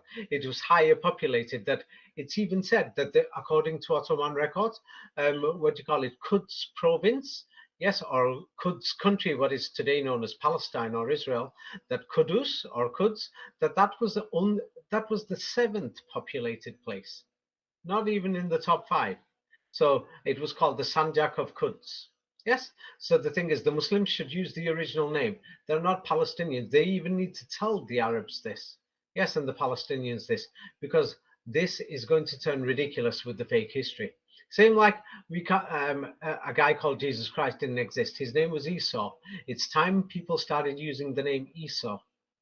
It's time they started doing it, or otherwise we're not going to get to the bottom of history. Yes. And people have to speak out and say what's going on. Okay, if the Old Testament is the history of what do you call it, is the history of the children of Israel, what is the name of Muhammad doing in many places there, describing the Crusades and the wars between Christianity and Islam? Not in one or two places. This is in my book, Jerusalem is in Europe. This is very important. Yeah, and then there's many other issues, but that's the main thing. I've gone through it today to explain this conflict a lot more. Yes. Thank you, Any David. questions, Raphael? Well, too many questions. I hope everyone who has more questions will, comment. It's a whole lot to take in. There's a lot of Yeah, please no context negative to be comments or established. insulting comments. I've noticed some people are disturbing others. Some people have come back and sent it to me. I've turned Yeah, around and told people it's the internet also. We cannot honestly really control that. maybe it's And yeah, some fake accounts or something. Yes, but and then before you comment, please know that other people are going to read your comments, and that is going to influence how people behave. Jumping around in protests, I stand for Israel, I stand for Israel, or free Palestine. What's going on here? And then so people are, attacking each other. There's been hundreds of incidents between Muslims and Christians and Jews just in Europe and America in the last week or two. It's not nice. People who've got nothing to do with the conflict. Yeah. If you're having a beautiful life, then share that beautiful life to people in, if you want to call it Israel or Palestine, but the real name is Quds, and Polishstein is actually Polishstein. It's an invented thing, and those people that people call Jews today, they're actually the people of Shalom or Salam. They're actually Muslims. Yes, their ancestors were Muslims. Yes, what I mean by they're actually Muslims, I mean their ancestors. Yes, so the thing is, if they know this history, then the thing is, if people are nice to them and kind, and if people talk to them, and if on the other side, there's hundreds of thousands of Israelis who are nice and kind. I think people should visit each other without the hatred. I mean, there's Muslims in Europe. You can go there. You don't need a visa. Yeah, you can go there. Be nice to people. Talk to people. Explain to people and say, do you know this history? People can question. Share the video. Things like this. My books. Yes, share my books. Yeah. Christmas is coming. You can give people, my books as a present. Of course, I am going to promote my books, but I've noticed when people get a book, they actually read it. Yes, compared to a video, it doesn't make you think so much. Yes. So the thing is, if we want to change the world, you've got to take action. And all these, what do you call it? I've noticed a lot of comments negative from Muslims, or maybe they're fake accounts. Yeah, trying to give Islam a bad name. Then the thing is, what do you call it? Isn't Islam supposed to be shalom or salam, a peaceful religion? And it's supposed to teach you beautiful character. Somebody put that in a comment. Isn't it supposed to make you a better person? Isn't Islam supposed to be a better way, or shalom supposed to be a better way? Yeah, people in Israel and Jewish people also have to think that this is giving them a bad name. This is just ridiculous. Yeah, of course, in England and in America, half the Jewish people, reject Israel because they know what's going on. But even in Israel, people have got to take action. The people in power are causing this. They want this to become a conflict to spread. Yes, so that eventually they'll be fighting. We don't need borders. Look at this today. Nobody in Holland cares if Holland is Greater Holland. In Israel, one day people won't care if it's Eretz Israel or greater or not. The best thing to do is make peace with everybody, with your neighbors. Be kind, be loving to everybody. And then what do you call it? The borders would be lifted. They can have a Middle Eastern Union without the New World Order forcing it upon them. You see? Yes. So I hope, I hope this video helps people to get things better, because I don't want anybody to get hurt. This is not a question of, a few thousand Israelis have been kidnapped in 100 years, and 2 million Palestinians have been kidnapped. Yes, that just shows which side is the bad side. I'm not going to declare it. You know what I mean? I don't need to. It's a bit clear. Yes. So the thing is, we've got to stop this. Yes. You know what I mean? Yes, we've got to stop this by good actions and kind actions and communication, sharing what is true history. If anyone says this history is fake, you can go and check it yourself. I've not given any crazy websites or anything. I've shown official newspapers, official government websites, that the history that's there that you can't hide. If anyone doubts this is happening to the Palestinians in Europe and America, you can go there yourself. Yeah, instead of just shouting on the streets, instead of saying I stand for Israel or free Gaza, go and see what's happening. I don't think you'll like it if somebody does that to your sister, these sexual assaults, or if you're an adult and you got children doing it to your child. Yeah, I don't think you'll like it. So the thing is, right now, while there's still time, let's do something positive. Okay, Raphael, let's leave it at All that. right. Thank you very much, David.